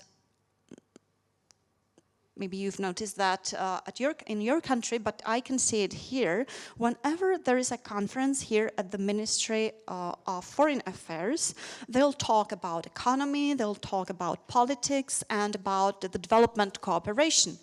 But nobody talks about culture. And I think we need to somehow incite politicians to make them think about culture as something that actually serves economy, something that can help politics, and something that can actually support the development cooperation. Thank you. This was very practical answer. Talk to your politics. So, any other question? Because definitely this will be the last question. We are a little bit out of time, and you have the other program for the evening, as I know. There are no questions. I want to add something because Okay. I want to add just little things. It was very short, the intervention. We needed to speak more deeply because I have said something very, very general, and I'm sorry for this. There is an aspect very essential that I want to recall. This is the idea that what Derrida says, the monolinguism of the other. Generally, the problem of the otherness is very important. Generally, we say that the other is a person without culture, like the migrants or refugees. They are with no identity. They are with no culture, and we have a generalistic description of their culture. We say the other, and we say a process of the monolinguism of the other. For example, with the Arabic countries, this is very precise and very strong. We are working a lot in this period with Tunisia, for example. It's very clear that you can define the otherness in a dimension that is not concretely practiced, concretely lived. And also in the same time is very strong the prejudice that the Western culture produce. Always we have to be very clear on this aspect. We have to know absolutely that the idea of Western is always that we have no problem, it's the other the problem. And also the base of some policies against migrants and against refugees is that they have problems. We are not a part of the problem, but it's impossible to accept this. Thank you. one line. Yes, the point is, the point is, when we talk about conflict zone, when there are conflicts, let's make it very clear, when there are a war, when there are people dying. Conflicts is something very intellectual when you talk about here in this room and what we are writing in the website, but the real conflicts where we are used to go, where we are not sure that we go back. And if you remember this photo, we put our flag. This is a Sufi flag because the people that react very much on this issue of green on these things. So we are safe a little. But the point is, not only the performance, the working shop. During this desert and the camps, and you can imagine how the camps, we used to make a workshop with the young generation. And this workshop is teach them, maybe lead them to discover how can they use their traditional folklore to lead the dialogue between the two tribes or the two groups and all these things. This is the most issue. The other part is taking this experience outside, leading workshop in different places in a very far country, like what we did with our friend Professor Derek in Georgetown University with his students, and with another class where diplomatic class or something, they are going to be ambassadors. So they have to know where we are going to do, what can we do with the conflicts. And the conflicts, not between different countries, between the countries, inside the tribe. And this is most dangerous. Amadou, he can understand that. The dangerous not between Sudan and Eritrea, or between Italy and, or between, no. The dangerous, the most difficult conflicts, and the most people dying in the civil war. The most people dying in the civil war. And the other point for me is important, how we rebuild the capacity of the people, especially the children. This is our role. It's not only performance and workshop. We work with other organizations to rebuild a school or clinic, because during the conflicts, during the war, there is a lack of education, lack even of clean water for the children, and what is else, what is behind. So the issue is our partnership now, like this symposium, or like this, the way we talk, is helping. It's not very only here. We take this to the others. This is why when we go to Tokyo, when we go to different places where there is no conflict, but at least, after we went to Tokyo, we get a donor, we build 2 schools in Darfur. When we get the award of freedom to create, it was $80,000. We built a clinic in Al-Fashir. It's like that, the artists themselves, they donated. Now we have this, we are part of the lab, political and art. And this is a new initiative. It goes with the ITI, it goes, and what you talk about, the network of the education. What we are going to do after a week in Ouagadougou, where there's many African people came for education. But we consider the art, the performance art, is the main corner of education. Because in that places, there is conflicts you can find. And now there is a new conflict with this terrorism. I'm sorry to say. Now someone, he had something in his mind, and he bombing some places, and many people dying for nothing. So this is, it's not, the war is not the big issue. The issue is the inside the people. How can we relieve? If the art can relieve people, maybe. Thank you. The line of Ali Mahdi is very precise. So, thank you very much. I'm very sorry. So, you was excellent, and we have a lot of questions and things which we could discuss, but could be nice to have more time, but unfortunately we don't have it. So, thank you for your attention. Thank you that you came here, and I hope we will find some time, again a time to discuss this issue.